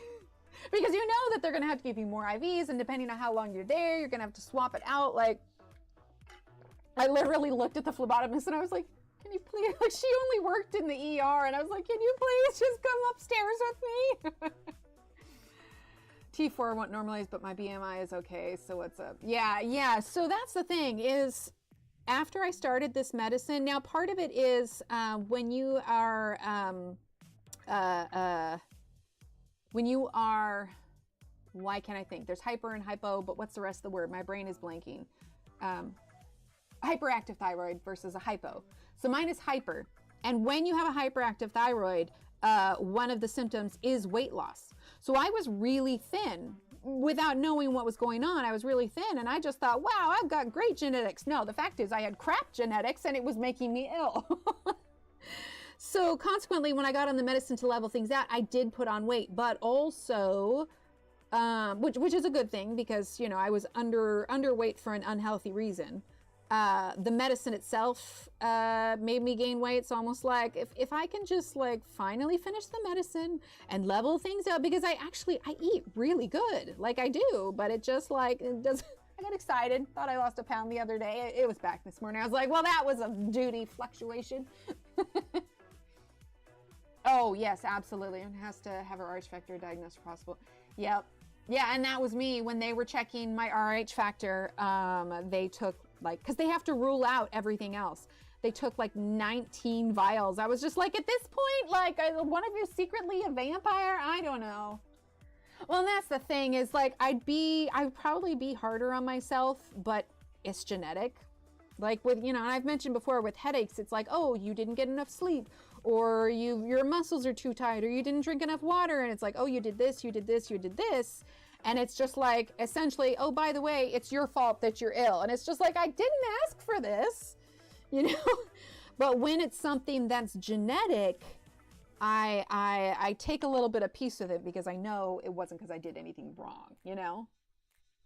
Till perimenopause. Yeah, so I'm going to be 39 this year.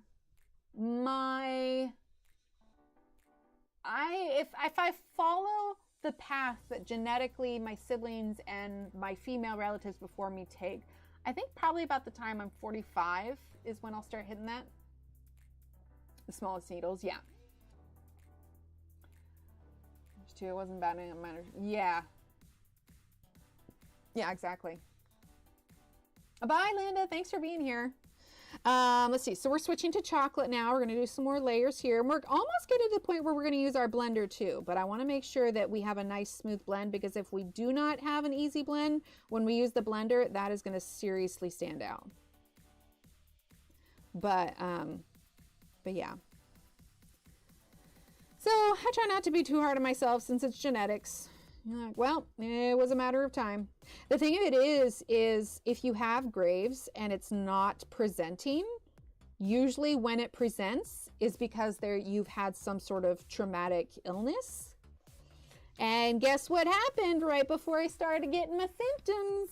It was meningitis. So there's that, because who the heck gets meningitis? Like, I've never known anyone that's got it. Aside from me, do you guys know anyone? Shannon, it sucks.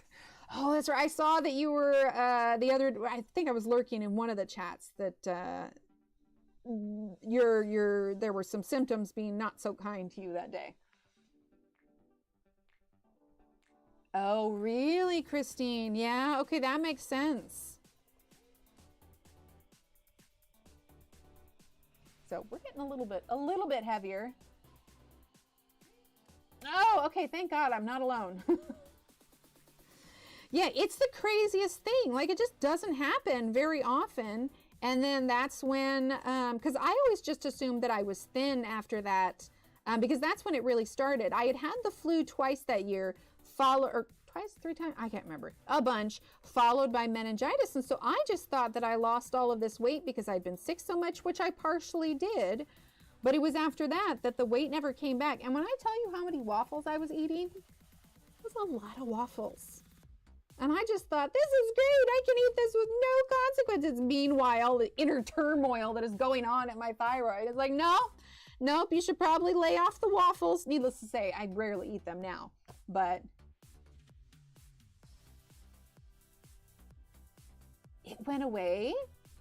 Well, dang, man, 45 needs to get here soon. Oh my gosh. And it is no joke. Like, for someone who deals with migraines on a fairly regular basis, I mean, you guys know I've had to cancel streams before because of it. When I say it is the worst migraine I have ever experienced in my entire life, Like, it's no joke. It was crazy. And this was right before COVID happened. So I was understandably freaked out when, after I got out of the hospital, everybody was just like, yeah, so there's this thing going on now. And I'm like, oh dear God. Hi, Wilcox, how are you? So yeah. So eventually things will level out. It did for my mom, so it's just a matter of, you know, keeping things status quo and fingers crossed, right? Seriously, someone's going to come in, like they're going to be watching this later, and they're like, how did you only get that much done in one stream? And it's like, it's a process. Okay, it's a process. We are getting close, though, to using the blender. We're going to add a little bit more nectar, and then we're going to go in. And I'm saying this now. Even after I use the blender, she's going to look rough. Trust the process. What time is it anyway? It's already 11:30. Yes, I realized I hadn't done it for a while. And I was like, yeah, we need it. Yeah, see, so I've been gluten-free for the last 5 years, but with the RH factor I have now, because I was going to try, and then like this happened, I'm like, you know what? I might as well just stick with it at this point, because gluten can be fairly inflammatory, and so they say, hey, if you're trying to find some more natural ways to combat this, you should go gluten-free. I'm like, well, already there, so I got that going for me.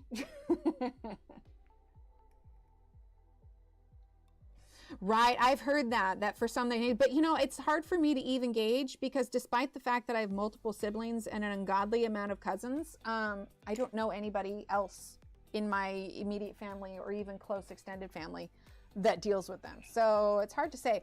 I want to erase a little bit along the side of her face, because I want to do a little bit of a lighter color here, where it's going to show kind of like, where did I put that other book? Here it is. So on hers, on this one, I did a little bit of, hang on. Yeah, see, this was the frog that I briefly thought about, like rainbow rain. That could be fun. So if you see, I did a little bit of cream along the edge, and I wanted to create that kind of glow. So that's what I want to do for the same one on here. So, but cream is a little bit light, but it might be a good place to start. So yeah, we'll just grab cream for now, and then we can darken it up with what we want later. Like ginger root. Ginger root might actually be good. So we're going to grab cream, and I'm actually going to go ahead and just grab ginger root now, which is 1084.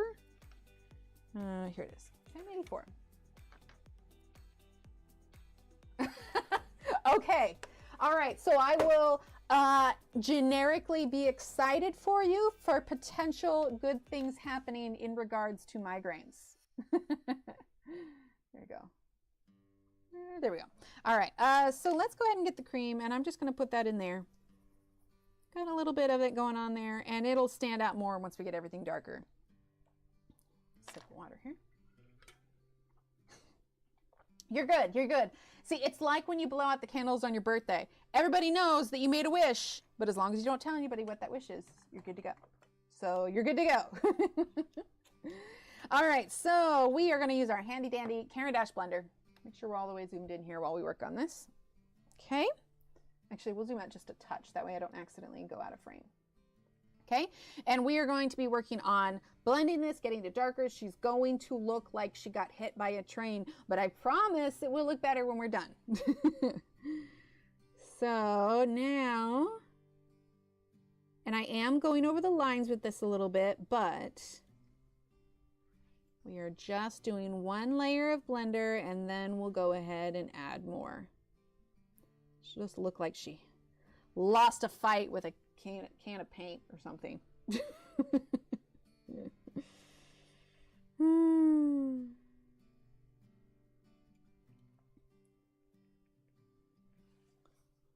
But you can see that it is getting to the darkness level that I was going for. We may lighten it just a little bit, but not much. And you can also see that those white lines, despite the fact that we can, here, I'll hold it up. This focus. Despite the fact that we can still kind of see them obviously, once we start adding in this darkness, they really are going to disappear. Hang on one second. I'm just going to mute real quick.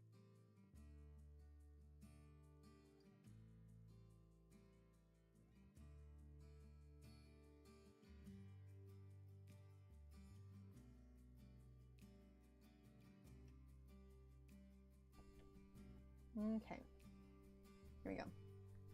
All right, so we're gonna use the blender real quick. And now that we've got this kind of Caran d'Ache blender over the top with the pencil, it's kind of smoothing it out, and you will be able to be a little bit not harder or like rough with your lines, but you don't have to be as hesitant about adding the color on them once you start to get these layers and you've kind of, because I'm pressing pretty hard right now and this white is not scraping up. But you're definitely getting the richness from the chocolate that we used. And it's all, like I said, it's all gonna even out. This is definitely, I've said it already, it's a trust the process kind of situation. Now I'm also trying not to get any blender where we've already, like where we don't have any color yet, because it'll make it harder to layer on that color if we add blender to it before we have color on there. And I know I kind of covered up the eyelashes, but we're still going to put eyelashes there. I just wasn't a fan of them being so pronounced, so we're going to kind of do our own thing. But we still have more layers to do. Sometimes if you're going for an effect, you just kind of have to take your time, trust the process, build your layers. Because I mean, wow, we did like 3 layers back and forth of all of that.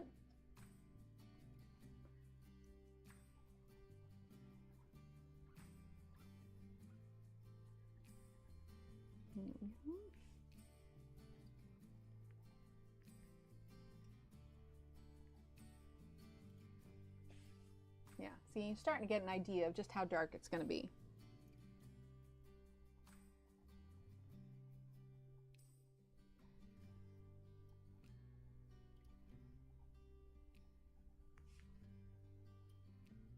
This looks really quiet on my end. Can you guys hear the music at all?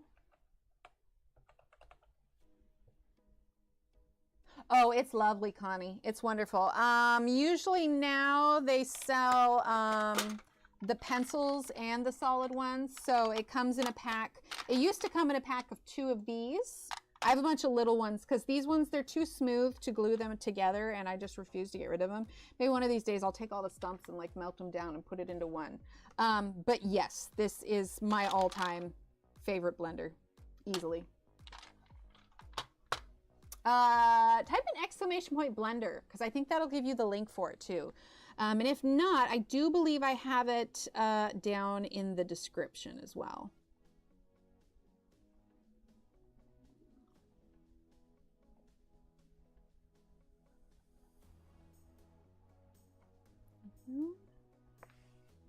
It's coming along.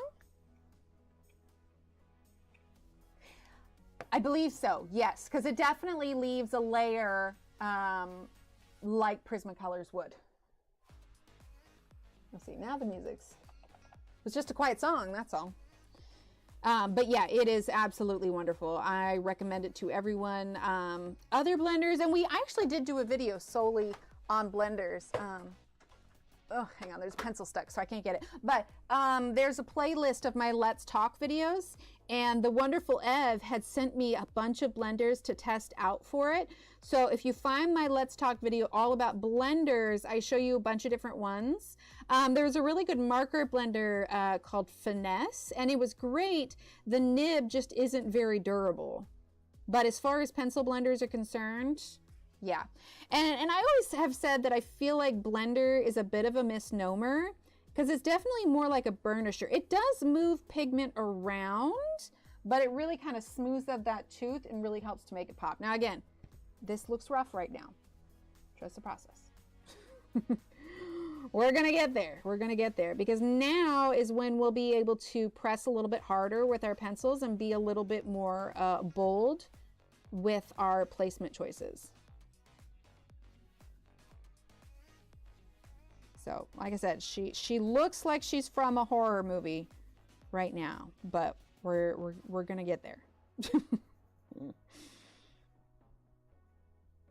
The chocolate probably won't be quite as vibrant when we're done, but yeah, everything's gonna balance out.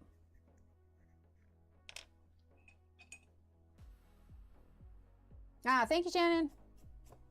Corey's right, man. You're like the link ninja. Right? Oh, I'm so glad, Wilcox. Yeah, it's really, I don't really use blenders either. Here, let's see if I can get this pencil out. There's a pencil that's like standing up, which is why I can't pull this drawer out right now. But if I can move it over, I can show you the other ones. Come on. There it is. Okay. Okay, so I have a whole thing here.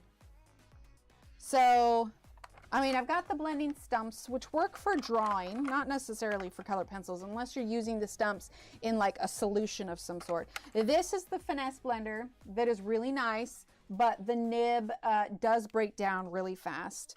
Tombow water-based one. We've got the Derwent blenders. We've got Thornton's colorless blender. Obviously, we got the Derwent blender, the Prismacolor blender. Like, there's a lot. Oh, ha! A Rogue Caran d'Ache blender. That one goes in that drawer. So there's a lot. This one, the Prismacolor blender.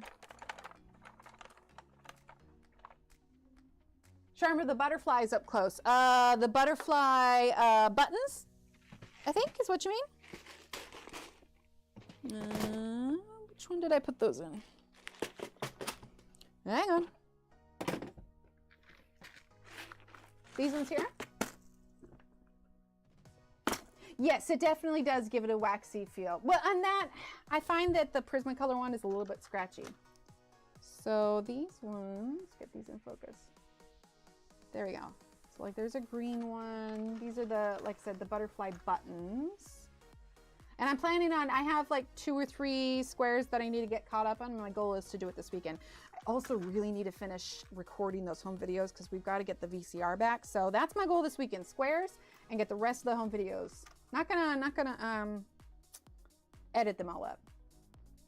I've heard a lot of good, like I have the Splendor blender, and I have heard good things, but yeah, it's hard. I've always gone back to the Caran d'Ache one. So there's a lot of different ones. Only one charm. Let's see. Yours is D, right? Yes, you have the medium B charm. And, oh, that's the other thing. It's on my list. I'm going to make sure Steve knows to make me do it. But there will be dog charms. By the next time we stream, there will be dog charms because Della sent these in. So we have paw prints, other paw print. Like, it's just, they're all super cute. And there's like ones that say, I love my dog. And, oh yeah, over here. Let's see if we can zoom in. So we've got these colorful paw prints. So it'll work for cats too. So anyway, those are going up this weekend. Yeah, Della surprised me and sent them. I just keep forgetting to put it on. They're out of sight, out of mind thing, you know? Object permanence and all that. But yes, so they're going to go up this weekend. So if you want to save your points for that, that is my goal. Okay. So now I'm actually going to bring in a little bit of our black too, because like I said, we're really going to start bringing in. Perfect. Yes. So by the time we stream, hi Miss Cones, by the time we stream again, it'll be up. Okay. So we're going to do a little bit of black now, because this is when we're going to really start to get in some of our darkness. If you just came in, write names on the back. So for the cat capuchons, I can, because it's plastic. I can try with a small Sharpie, but I can't guarantee how well it'll stick. I've done the vinyl names on the back of the charms, but it was just so fiddly. So if I can, I will try and write it with a Sharpie. I suppose I could do it with a white paint pen and then put like a layer of clear fingernail polish over it. I'm gonna say potentially. Before I add it to the listing, I'll test it out myself to make sure that it can do that without it rubbing off. Because sometimes even a Sharpie doesn't stick all that well on metal. And that's what most of those are. And it also has to do with the size. So I'll figure out which ones are big enough. Maybe like the colored paw prints could have names on them, but maybe if we can't do a full name because it's too small, maybe we could do like an initial or something.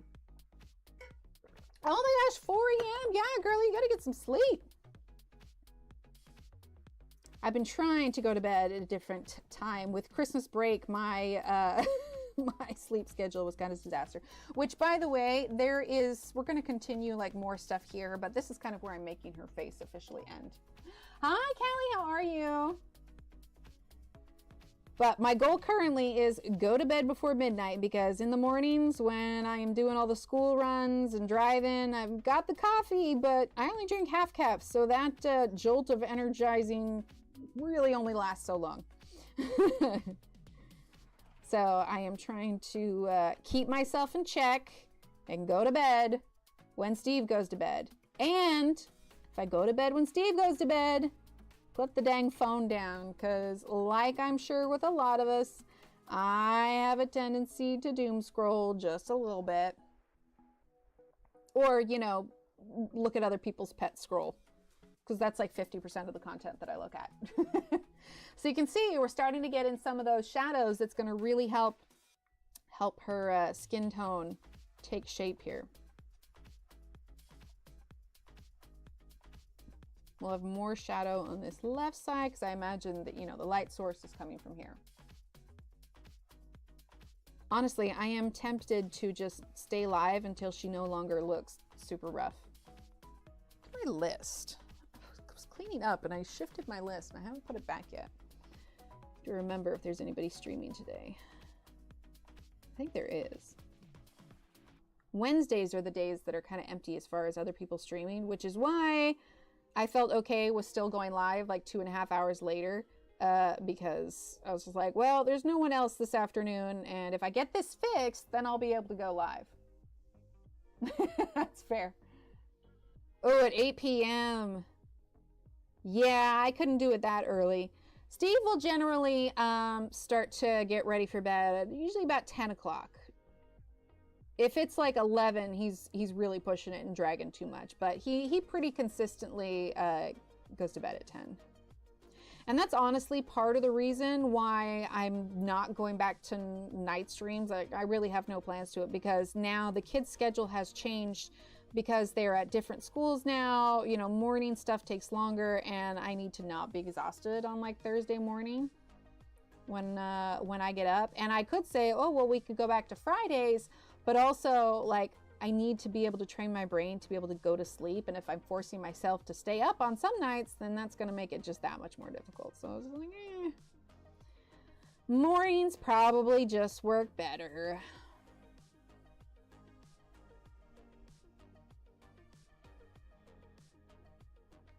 Okay. Let's see. We'll add more black when we get over here, but let's focus on this side and get that added. So now we're going to use the dark umber. Between 4:45 and 5. That's fair. 9:30, no later than 10. Yeah, I need to get better about that.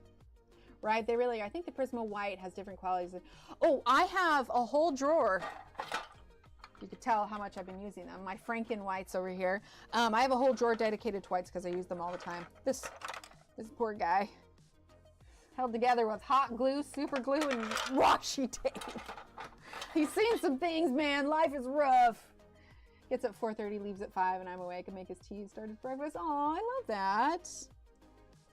Our routine usually in the morning is, because it doesn't take Steve as long to get ready as it does me.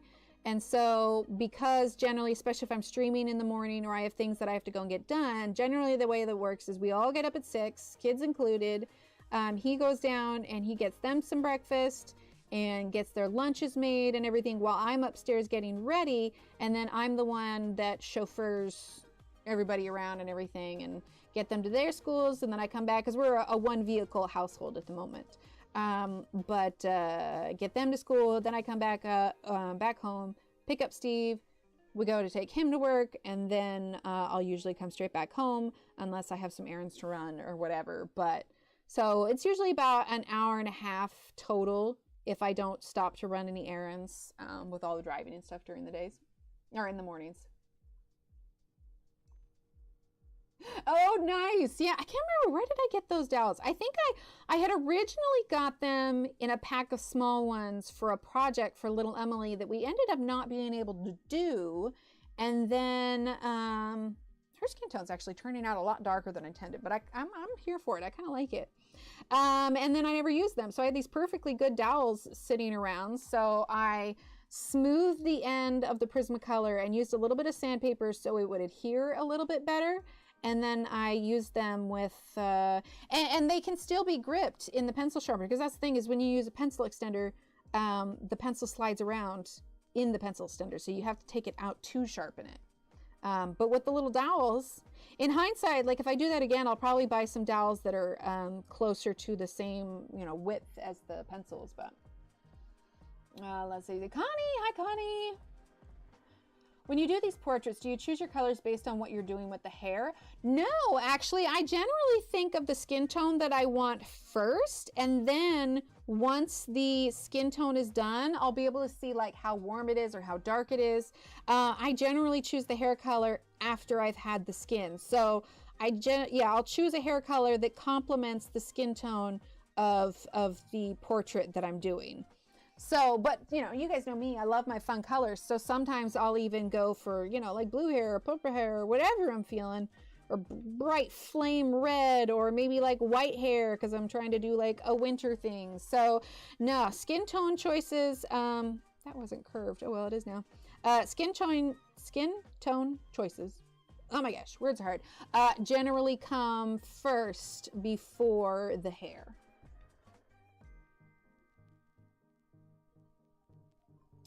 What did I use? So they are, I'm trying to think. I think to make them last longer, I think I cut the dowels in half, if I remember correctly. So the whole dowel was probably about this long, and then to make them last, I think more. Maybe a short video of how you use dowels. I definitely could. I definitely could. Yeah. I'll see if I can find some dowels, because I still have a bunch of small ones like that I've used on Prismacolor that definitely could use some. May I ask why you did the, why can't I read? That's right here. Why did you white out the lines? What do you plan to do? Oh, I whited out the lines because the effect that I'm going for, and thankfully I have a book right here where I've done it before. Not wholly, but I want to get a little bit more of a kind of a smooth kind of transition with the color. So this one, the lines aren't whited out completely, but it really made her stand out so much more, not having this harsh black line on the outside. So I don't remember what I used for this, but I do know that I covered it up pretty, not significantly, because you can kind of see it.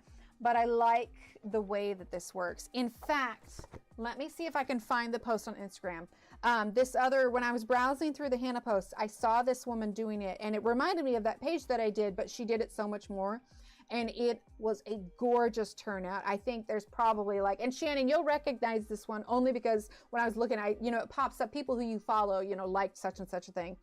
So I want to show you what it can be. Now, ours will not look like this. This woman is brilliant at what she does. And I'll give you the screen name here, but this is, I don't think it's from the same, maybe this is from the same book. Actually, it might be. Hang on. I think it's up here. Ah, there it is. Okay, so there's this page, right? Making sure. Okay, yeah, we're all good.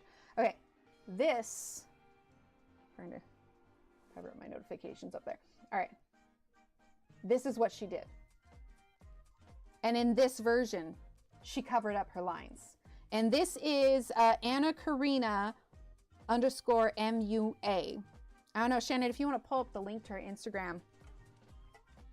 But her stuff is amazing. Look at that, 2,500 people liked it. She posted this, well, it was April 2nd, 2022. But that's how you, now granted, her layering of pencils is gorgeous, but she covered up her lines. So let's see if we can find something more recent that she's done. So this one, Luna Lovegood. I mean, you can see, here, I'm trying to get it so you can see it. There you go. I mean, look at that light and shadow. Amazing. Right, yeah, I saw her post and then realized like, oh, I follow her too, kind of thing. So here, this is,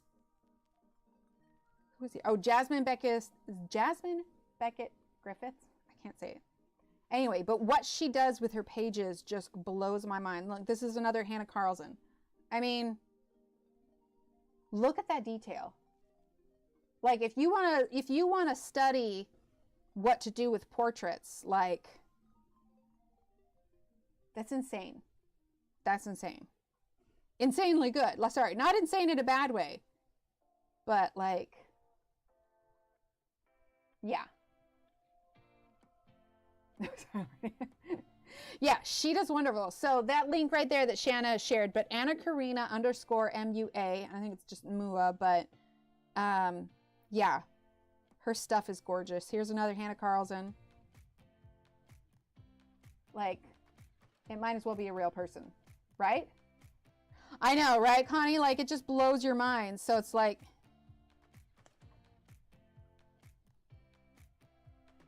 same book that we have. That's what she created. Right? Seriously. So, like, I like my portraits and they're good, but you see something like that and it's just like a true, and then I look at this and I'm like, nightmare fuel right here. It'll work out. It'll work out. But yeah, she is wonderful. I don't know. I think it said on her account she's a makeup artist too, so that could have something to do with it. Let me see. Yeah, makeup artist, architect, lover of painting and coloring. So yeah, being a makeup artist really helps you understand the contours of people's faces as well. Right? Yeah, it totally makes sense. She's absolutely brilliant. Like, I'm out of water and it's noon, but I might just go get some more water because I get really bad dry mouth. So if I don't have water during streams, I'm just like, it's like a desert. But I don't want to leave you guys with this portrait looking this ugly. Or it'll be like really dry, like, come see how I find out how I make this not terrible. And scan and prints out different papers she makes. Yes, absolutely. Right. Oh, and I love wildflower, folks. It's wonderful. Okay, so we're just adding some more of that. And then we're gonna go, let's see, get this a little bit darker. And I'm gonna try to, it's usually like a line of some sort here. Like I said, the goal is to get it away from nightmare fuel if we can. But this is just that awkward teenager stage where she literally looks like she came out of The Grudge, which I saw that once and never again. All right, so we're using chocolate now. And we will be using a white on top of this to kind of desaturate it just a little bit. So the final result is going to look different.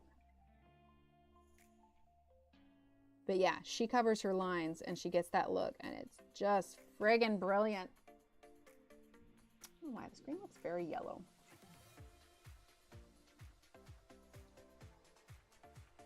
Right? Because there was that new mythographic book, oh my gosh.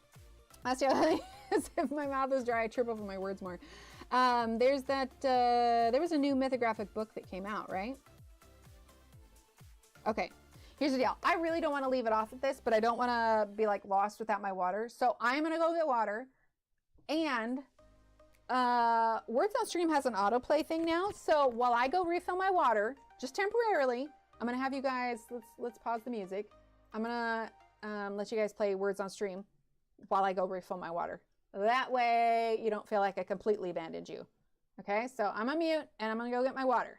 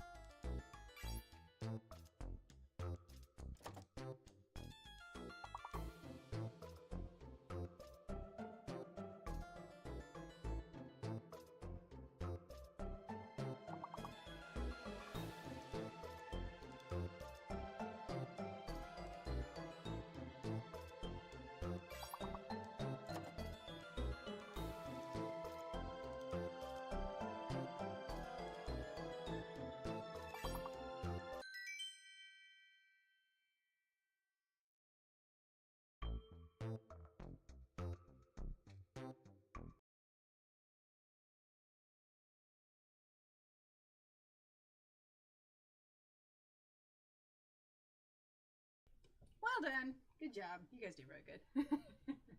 I took the moment to also take a short restroom break. Oh, wait. Mic and water. Hang on. I left my water.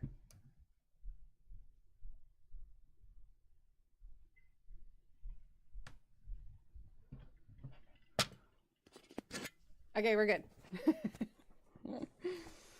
Left my water over on the table over there. Anyway, yeah, way to go. See, that's kind of nice. If I gotta go take a short break, there you go. You guys get some extra words on stream time. I just really don't want to leave her at this, you know. She's looking rough. There we go. Okay, music is back. All right, we're good now. Okay.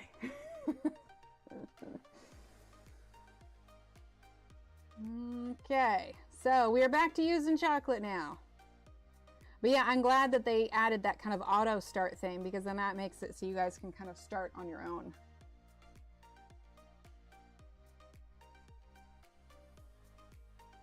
Go.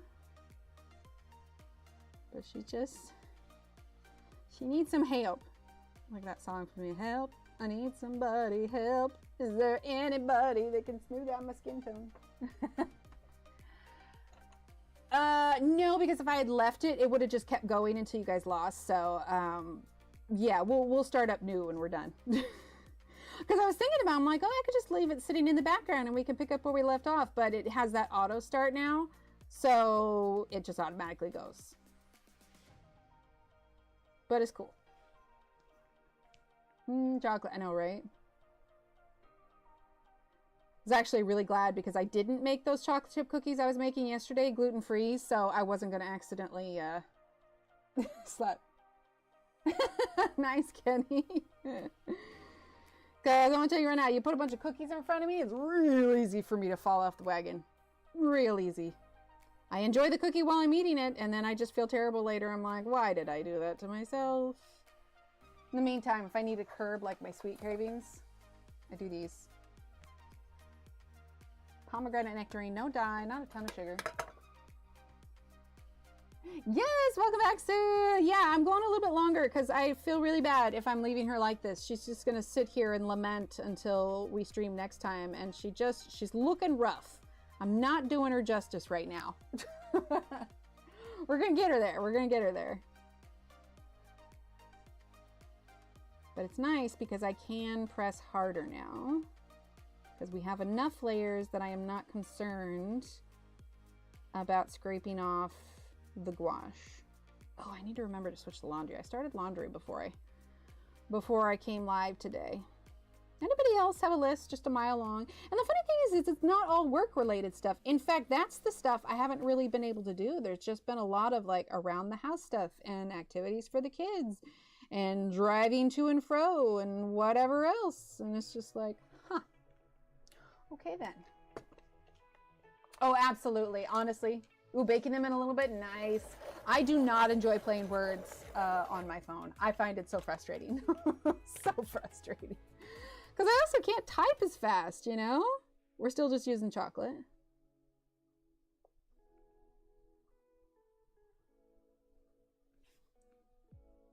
But I think if we can get her skin tone leveled out, it's going to be a great start for us on Friday.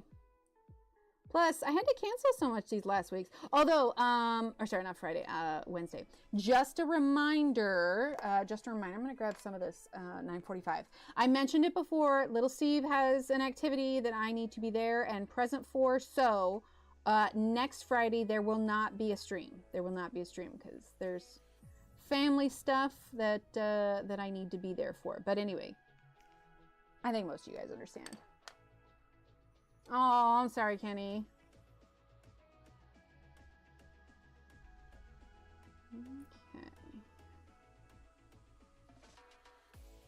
But we can definitely do another words whenever we're done today.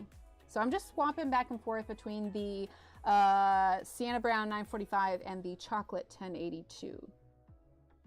Because I definitely wanted kind of a richer, warmer skin tone than I did.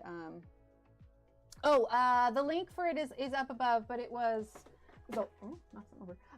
It was a long name. It was the Anna Karina _ MUA. But yeah, Shannon shared it up there. So just scroll up a little bit and you'll be able to click it. Okay, let's see. We're gonna do some more chocolate here. See, because one of the things, because when you're doing a portrait like this and you're really trying to figure out how is it that I can make those, thank you, Shannon, make those stand out. If you look closer at her things, let's see, let's choose, let's see, this is a side profile. Let's find a picture of hers that she did where there was a 3/4 profile. This one I think is pretty close. Okay, so if you look at her face here, maybe we can hold it up. Maybe, am I going to hold it still enough and my hand's going to cooperate? Unless I do two-handed. Okay, so if you look at this portrait that she did, actually, let's go even closer. Okay, so she has got these highlights above the cheekbones, right? She's got a highlight along the bridge of the nose. This isn't just light in the middle, it's light off to the direction. So she has like amazing, right, Christine? She has amazing light control. She's got this one highlight on the shoulder, right? She's got a little bit along the nose there, definitely on the lips. She's got her shadow pretty heavily on this side because her light source is coming from the right. So if hers would be because a lot of this are artists that we recognize, right? Hers would be a fabulous thing to study if you're trying to figure out placement for whatever it is that you're trying to do. See, a little bit darker, maybe? Yeah. So definitely follow her because it's amazing. Okay, so we're gonna use our chocolate now because those are definitely like, I can look at some of the things that she does and I can go, okay, yeah, this is something I need to work on. This is something that I could maybe try and incorporate it to. I'm not looking at it directly while we're doing this, so obviously I'm not copying her technique exactly, and that's a good thing too. Like, it's good to get inspiration and then put your own spin on things, but when you're learning, having the opportunity to study those kind of portraits, and you know, especially if they've colored the same page you're trying to color, it really helps to just kind of make things a little bit clearer and be like, oh, okay, yeah, that makes sense. Right? She's completely amazing. And like I said, this was just a little rough right now, and I just don't want to leave it how it is. I do, however, want to bring in some nectar because I want to get a little bit of kind of like a pink to her cheeks. So I'm going to, let's see, is this going to be pink enough or do we want more pink? Actually, I think that'll kind of work. Actually, I might do more pink on her cheeks, but use this to blend the two colors. I like that a lot.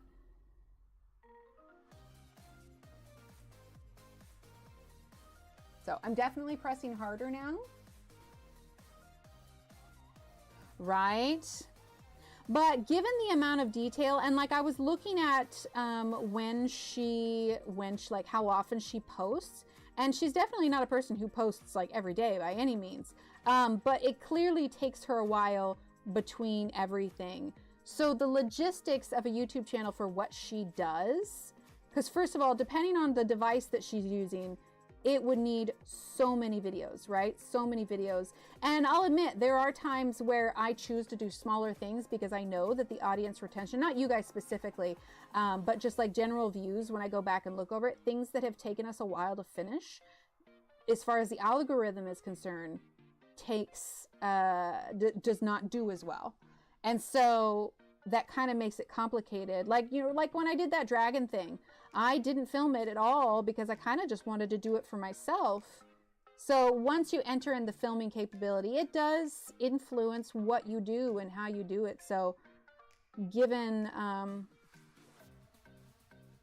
much it would take, that being said, I do agree, and it would be amazing to see her do it. Like, the amount we could learn from her, it would be fabulous. Okay.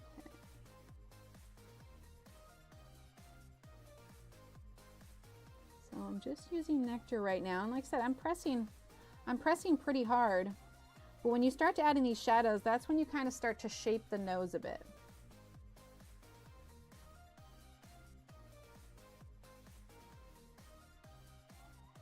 And we're still gonna go over this with white as well.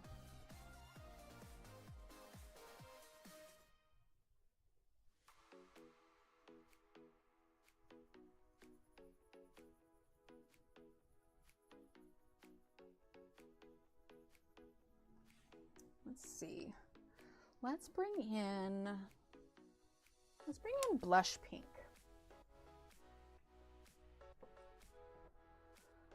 But you can see, especially when she has like no eyes or lips colored, like she looks a little ghostly, but this is like the order that I always go in. What did I say? Blush pink, which is number, which number is it? Number 928. There we go. And you know what? We're gonna, no, actually, I'm not gonna grab Clay Rose. It's a little bit more of a kind of a gray toned than what we're going for. So we're gonna grab blush pink and we're gonna add some of that here. Give her a little bit of color on her cheeks.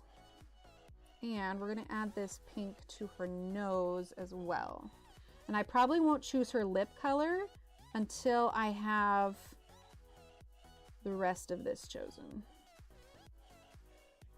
There we go. We're gonna add some pink over here, but still leaving that kind of area on the edge where we're gonna enhance the cream.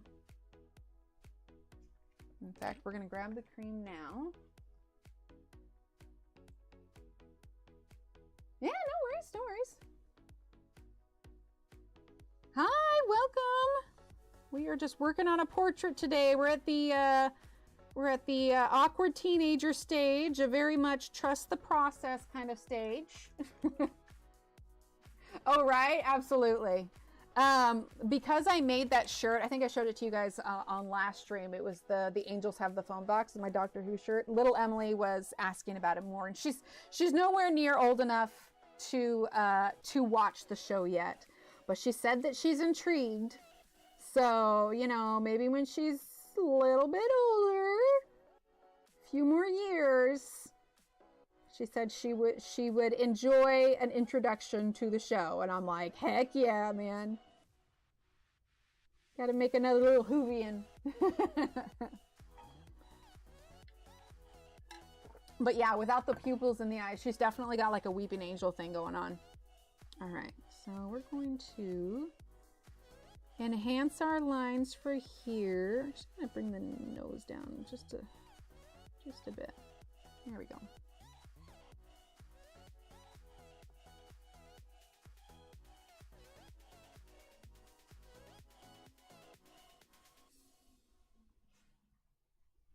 Like I said, we're nowhere near done on this. We're slowly building everything up. Let's grab the nectar.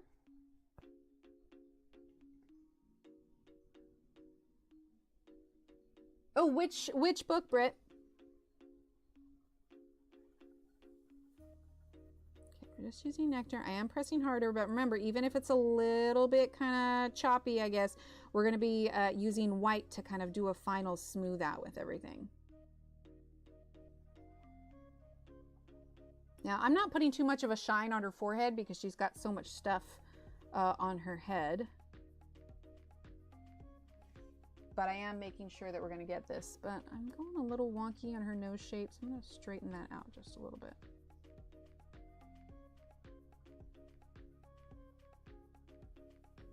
And I suppose we can, let's go ahead and bring in some nectar on her lips. And we'll start building the color up on there as well.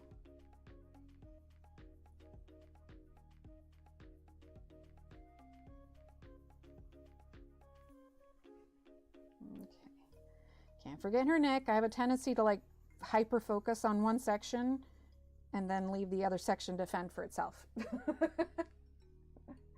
Which given... That's funny.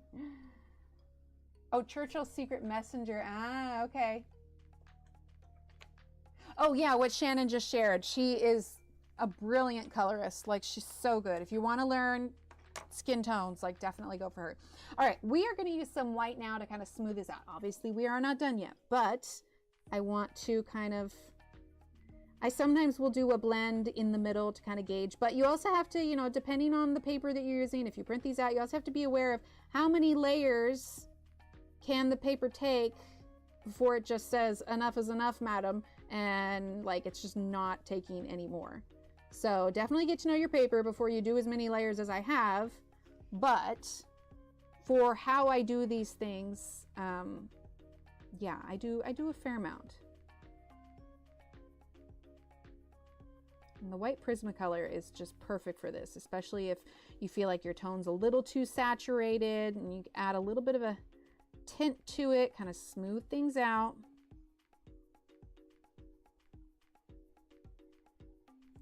Hi, Annie. She's, oh, well, I thought you were just going to sit down there and look cute. We're in the middle of a process, madam, and you're adding shadow.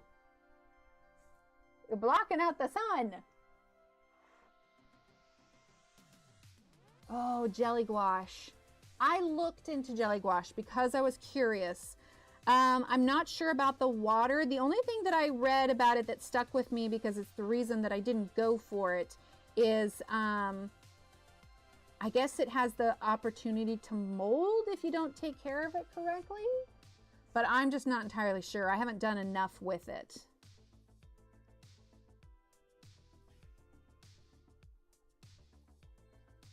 Getting down now? I need you to choose somewhere. We're gonna get the light set. There we go. Really, Reed? I'm proud of you.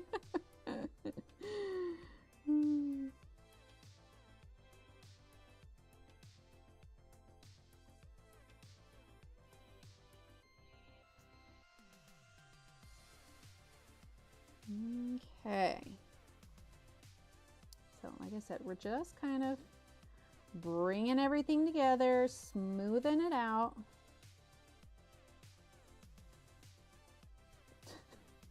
Like when you watch football, and what do they say? They like there's something that the players will get called out on. Like one is unnecessary roughness.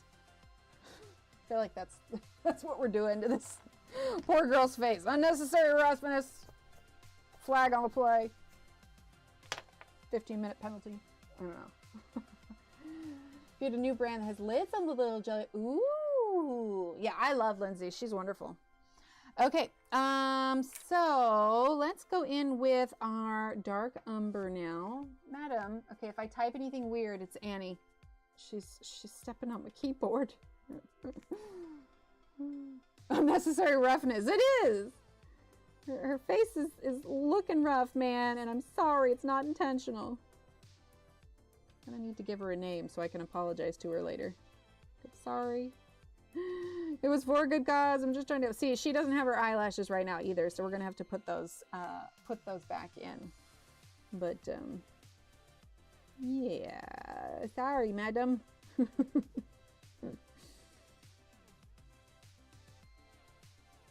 Looking at me like, why would you treat me like this?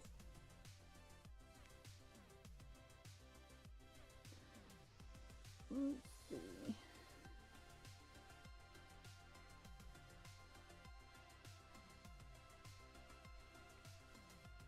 Did I mention that we're going to do a lot of layers on her skin tone? Like, skin is probably the thing that I spend the most time on. Because I just, like, once I started to figure out what worked for me, like now I don't want to like cut corners or anything, you know?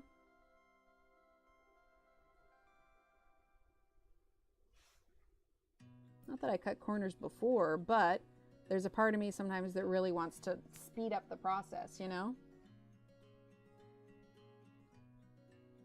And when I'm done with streaming, like I may fine tune a couple spots in preparation for our next stream. But if I do end up doing anything, I'll be sure to let you guys know so that if you are following along, you know, you have all the information.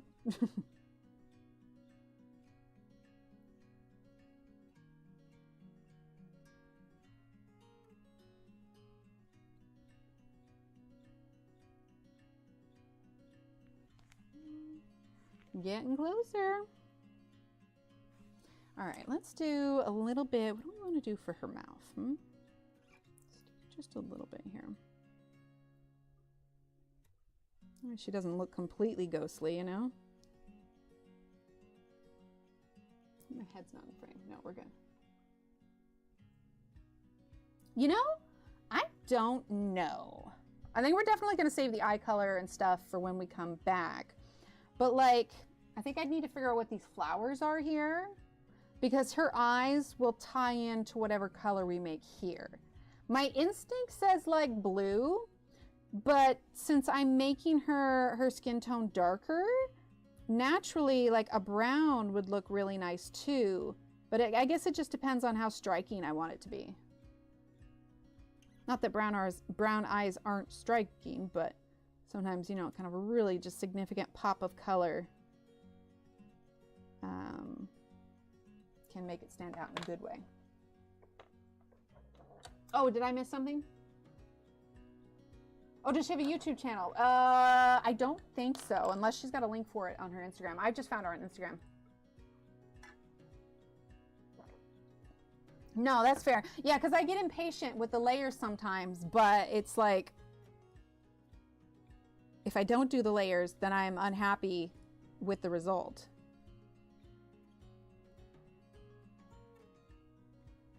Because I don't know that I want to do a ton with lips. I want to go look at a few before I solidify exactly how I want it to look. So we may kind of leave the lips there and focus back on this.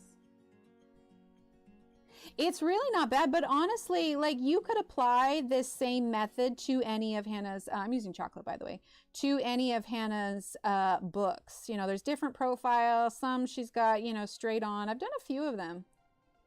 But I know I'm doing good when little Emily is flipping through the books and she gets to pages I've colored and she goes, ooh. Like, yep, mama wins. Yeah, so it's starting to become kind of richer. We're not losing that contrast at all. Like I could spend hours just doing skin. Just getting it, you know, fiddling with it. At some point, you know, the paper won't let me add any more to it, but sometimes you just really want to focus in on what you envision.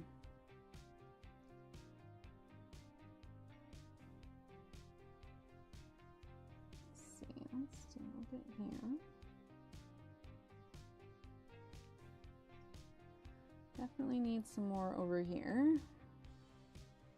Spending a lot of time on that left side.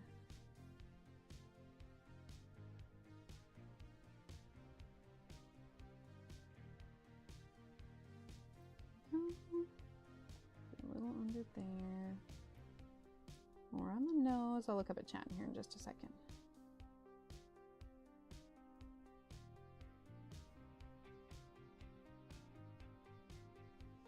All right, grab nectar.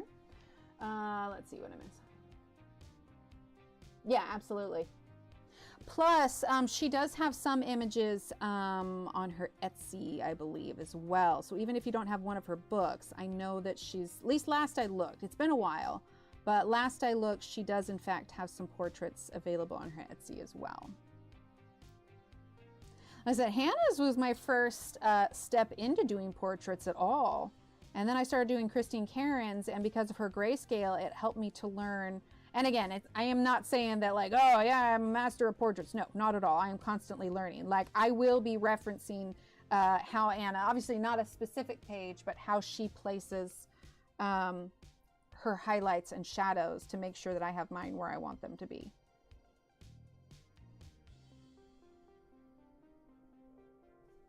I said, like, you know, if there's someone you really enjoy, studying their stuff is a great way to practice getting yours to how you want it for your style. Let's see, let's actually grab some of this ginger root now. And I will say, I think it is starting to reach its limit, so I gotta be very intentional on the colors I'm using right now. Ginger root has a little bit more yellow in it. I don't think we'll use a ton with it, but I do want to get some in. Because this needs to darken up also, because if I don't do like dark next to the cream, it's not going to stand out as well as I want. Yeah, I have the link for it on Amazon. I don't know like availability in certain places, but they did still have it listed on there. It's just not under Prime. So I don't know if they're just not making the book anymore or what. This is chocolate, and we'll get to her neck later. I want to focus on her face, because we're still need to do her eyelashes and everything. Let's see. It's actually nice too when I'm streaming, because it's almost like I can automatically just like take a step back and look at what I've done and be like, okay, where does this need improvement, kind of thing.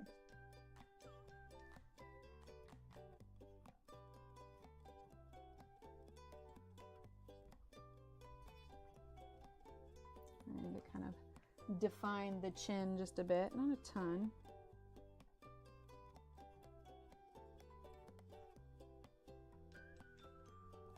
Okay, then let's grab the nectar.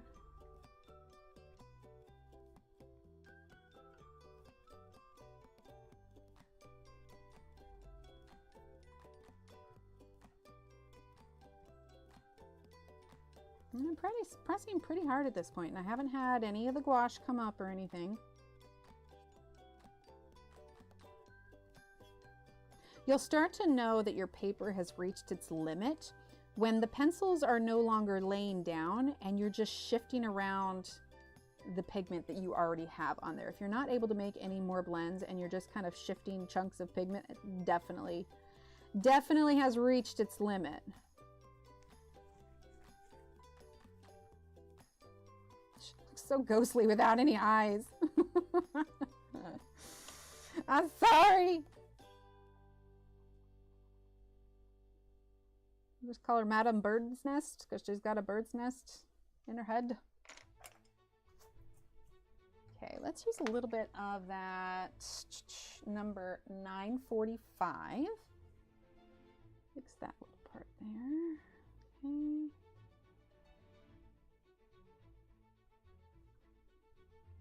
Like, I know it works for me, but I would be curious to see how she gets the layers that she does, because she's clearly incredibly skilled. Ooh, you know, if I was still, I never was able to get the, Johanna's and I's schedules have just been so weird, and then with like all the weather interruptions, so I haven't been able to reschedule hers. But like, how cool would it be at some point if I had the time to do them, to do like an interview with her on the channel, or like have her over here? That would be really cool. Like, tell us your secrets, pretty please. Like, practice and skill, obviously, but to see the method in which she gets to what she's doing is just brilliant.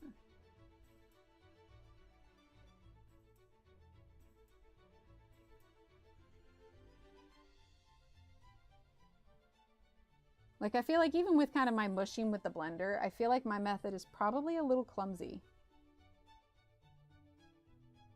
There's got to be an artist out there somewhere that's probably like, would see what I do and be like, dear God in heaven, what kind of monster is she creating? No, that's fair. That's fair. Right, CC, exactly. You can okay, get the books, signs for those to come out in the US. Oh, yeah, yeah. Selective if you want to get a new book, yeah. Yeah, I definitely, like, I see the new books coming out, but I feel like, especially for the artists that I really enjoy, like Johanna Basford, I feel like there's so much more in her book that I haven't explored yet, so I want to, like, do that. All right, so we're going to do blush pink, because since we used the white, a lot of that pink kind of went away that we wanted to add to her cheeks here.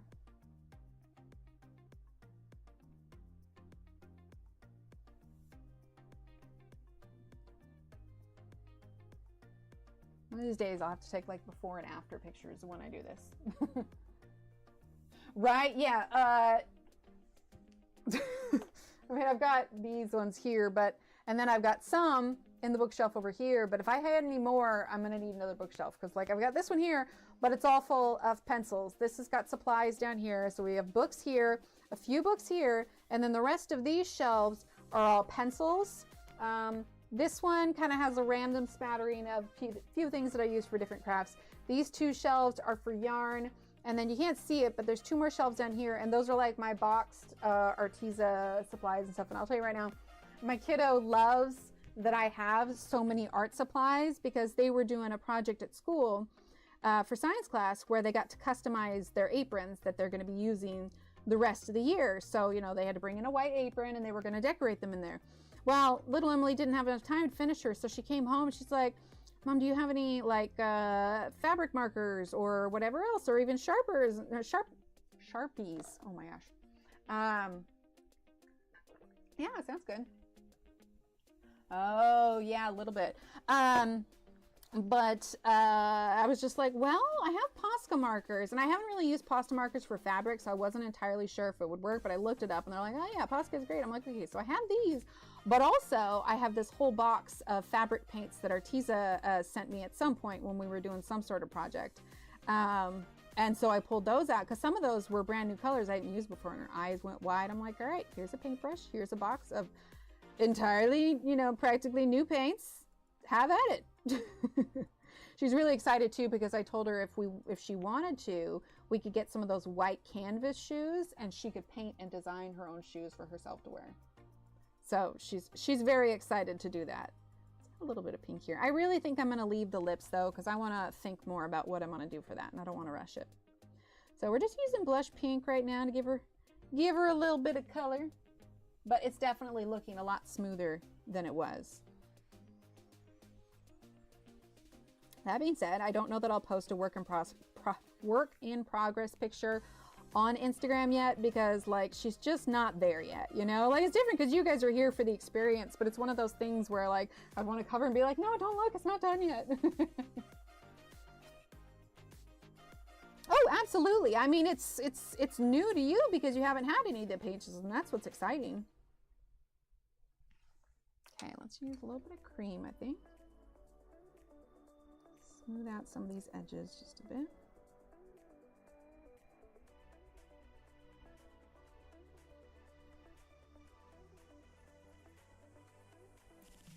See, now obviously there is still some of the white showing through, and part of that is because we're doing such a light color right here. So you could always go back in later and either do some white on the edge or mix up like some gouache or something that's similar color to what you're doing, which actually we might end up doing because I really want to eliminate as many lines as possible so it can look as natural as possible, you know, within the limitations of my own skill. But all right, so the neck isn't done. I'll have to go back in and do the neck, and obviously the eyes and the eyebrows. Like she's looking a little ghostly right now, right? But it does give you an idea of where it's going. Honestly, she kind of looks like a cat right now. I may touch it up a little bit before we stream again, but she's looking a heck of a lot better than she was. Yeah, there goes my chart. So we'll go ahead. Oh, thank you. We'll go ahead and pause this here, and we'll do a little words on stream before we head out because it is 12:40 and I do want to get some lunch before I got to go do the school runs and everything because they're in different locations and whatnot. Sometimes I have to leave earlier, but I've got my crochet to keep me occupied. And also it's the 17th. I haven't worked on next month's free download, which if you guys missed it, there is a download. If you're a member, be sure to grab it from the community tab. But yeah, there was a lot, Christine, but it helps that we like early on, we did a lot of light layers. Of course. All right. Let's switch over to words on stream. Like I said, when we get her eyes and her mouth and everything, she won't look as creepy, but you know, it's a work in progress. We're going to get there and she's going to look fabulous by the time she's done. Right now, she looks a little soulless, but you know, is what it is. All right. So let's pop over to our games over here. Okay. Get the sound back on for this. And we know it worked already. So it has no excuse not to work. Alrighty. Of course. Thanks for being here. Leap Hope. Well, I know Hope is in there. Oh, that was all in caps. Thanks for being here.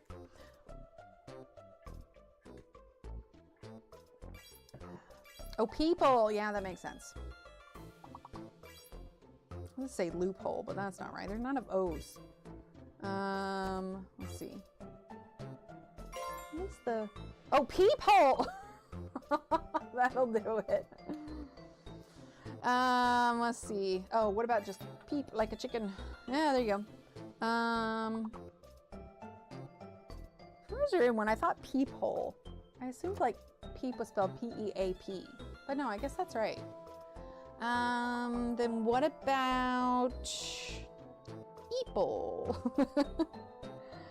So there's one 5-letter, oh, lope, there you go. Lope, heel, nice. I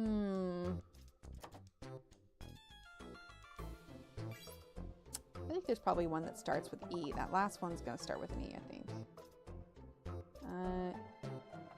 Eepy. E-E-L-E, maybe?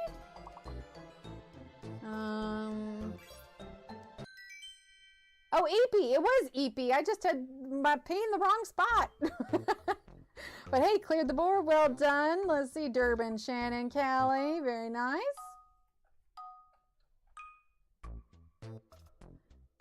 Let's see. Oh, realize? Oh, I realized that wasn't fair. It wasn't open for you guys yet. I'm sorry. Let's see. Real. Yep. And then R-E-E-L, real. Let's see. Area? No, that's 2 A's. Look at that. Already reaching the goal. Well done. Let's see.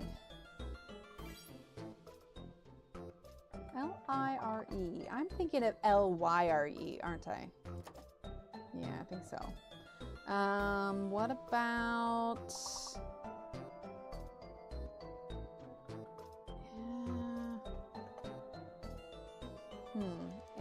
A-E-R-E? Maybe?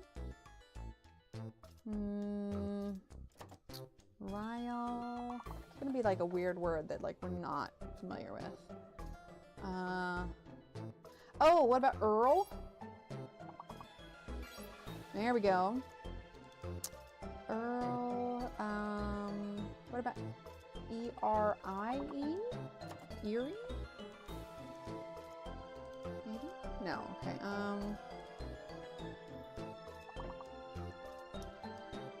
what about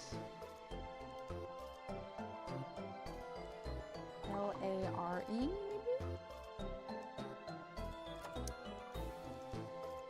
Huh. I still wish they would show us the missing words. But I suppose that'd make it too easy for us to like memorize. Oh, Ariel, that would have been good. E-R-L-E. I don't know. A-R-L-E. Just throwing it out there. Ooh, nice, Sue. Well done. All right, let's see. So we've got Shannon, Callie, Durbin, butterflies. Well done. All right, so we have a fake letter on this one. I'm just gonna do tube because I see that. Luge. Oh, what about bugle? Okay, so yeah, there it is, beluga. Baby beluga. What is that song? That's like all I can think of. Anyway, it's a fake T. A fake T. What about glub? Let's see. So no T. Bale, B-A-L-E. There we go. It's called bugle. Oh no, it's already up there. Wait, I did bugle. I did bugle? Is it bad that I don't remember doing that? I legit do not remember doing that. I mean, I know I did it. Obviously, I did it, but it completely left my mind. I am doing awesome today. Oh my gosh. Let's see. Blue bale. What about B-A-U-E? maybe? Oh, bow, B-A, yep, I just had it flipped. We have 2 5-letter words and 1 4-letter word left. What about...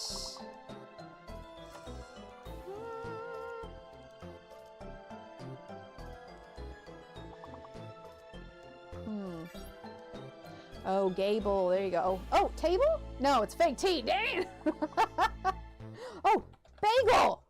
No, we already have bagel. Dang it, I get so excited and we already have it. I'm clearly helping. All right, skip 3 levels. Well done. We got Shannon, Callie, Sue, Christina.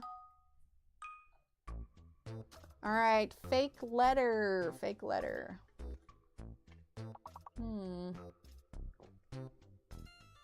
What about farm? Let's go simple. Okay, farm is good. Laugh didn't go through. So that means it's either going to be the L, the U, or the G. Okay, not the H.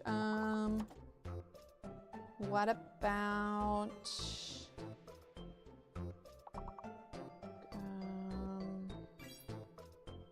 half. So what do you laugh? Half. Okay, yeah, it's a... must be a fake G. Yeah, fake G. All right, so if it's a fake G, harmful, there we go. We got armful and harmful. What about,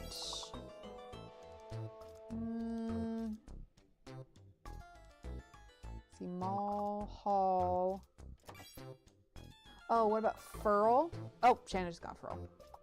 Problem is I'm not looking at what people are entering and I'm just like looking at the letters. Pearl.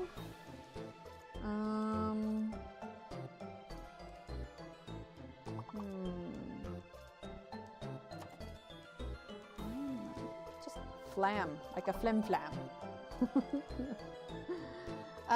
Could be another H-A, oh, mural, there you go. Could be H-U, H-A,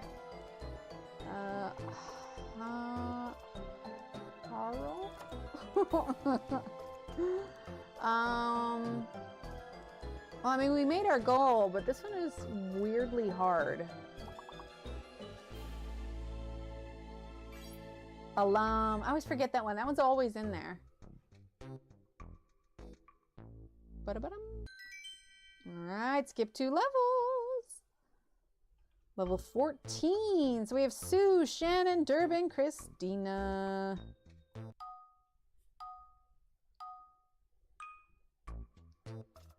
Fake letter and hidden letter. All I see is CNBC. Let's see. What about, let's just, oh, there we go. UNS. Ooh, I'm wondering if it's a fake B then. Because there's a lot of us using B's, but they're not showing up. So what about lens? Clues. There we go. Okay, so yeah, it's a fake B. Fake B. So what could it be? N-U-C... No, Knuckles has a K, and I switched the L and E, but that's not it.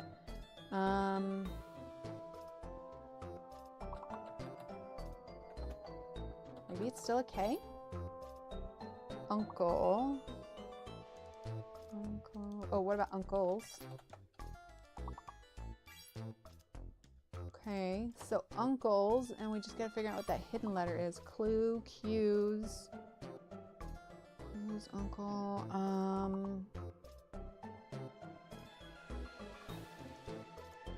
What is it?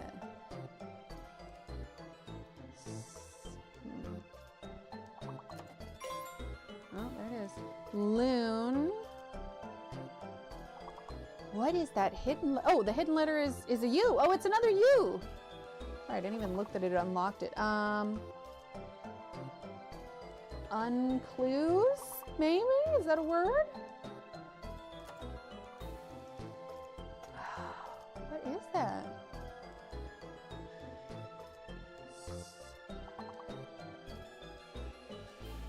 Wow, I am at a loss. which is so funny. We have all the letters there. Oh, you did it. We have all the letters there, clear. Woo! Yeah, we have all the letters, but oh, nucleus. Yep. I know we needed to flip a couple letters there, but yeah, nucleus. That would have done it. All right, so we have Sue, Shannon, Durbin, Callie. Well done. Yeah, nucleus. I didn't even think about that. Okay, so hidden letter and fake letter. Right, Callie? No, yeah, absolutely. Mine was like, I know it's there. Oh, homie. Hey, homie. All right, homie was not it. What about, let's try chime. Maybe it's a hidden eye. Oh, what about chimney? It is a hidden eye. The chimney. Chimney's the word. Chimney. There we go. All right, so it is a fake O and a hidden I. Fake O, hidden I. Let's see then. Oh, I don't know if the game, if YouTube will let it, or you know, let's just try that. I don't know if it'll count it. All right, well I tried it, so so fake O, hidden I. Oh, mince, nice. Chime, mine, sign.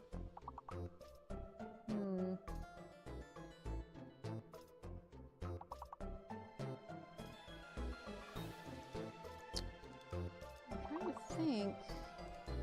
Got mince. Mine, which means it's going to be another M-I-N-O.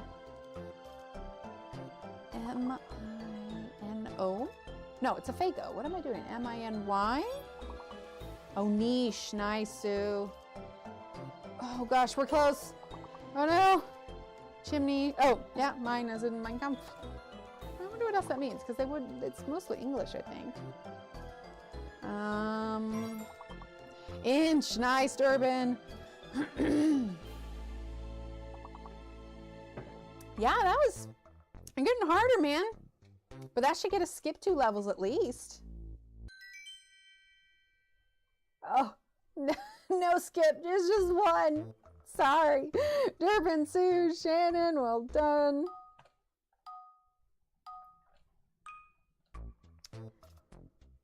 Oh, that has potential, doesn't it? Let's try lens. Just lens by itself. Hidden letter and fake letter. Interesting. So it's not lens, but it's not going to be the double letters. So the E's are fine. Okay, what about... Nothing smaller than 5 letters. Okay, what about seam? Oh, lanes. Okay, what was it I tried to put in? Lens? Lanes. Wait. Did they change it? Our double letter... Oh, no, it isn't. Then why wouldn't it let me do lens? Lens. L-E-N-S-E.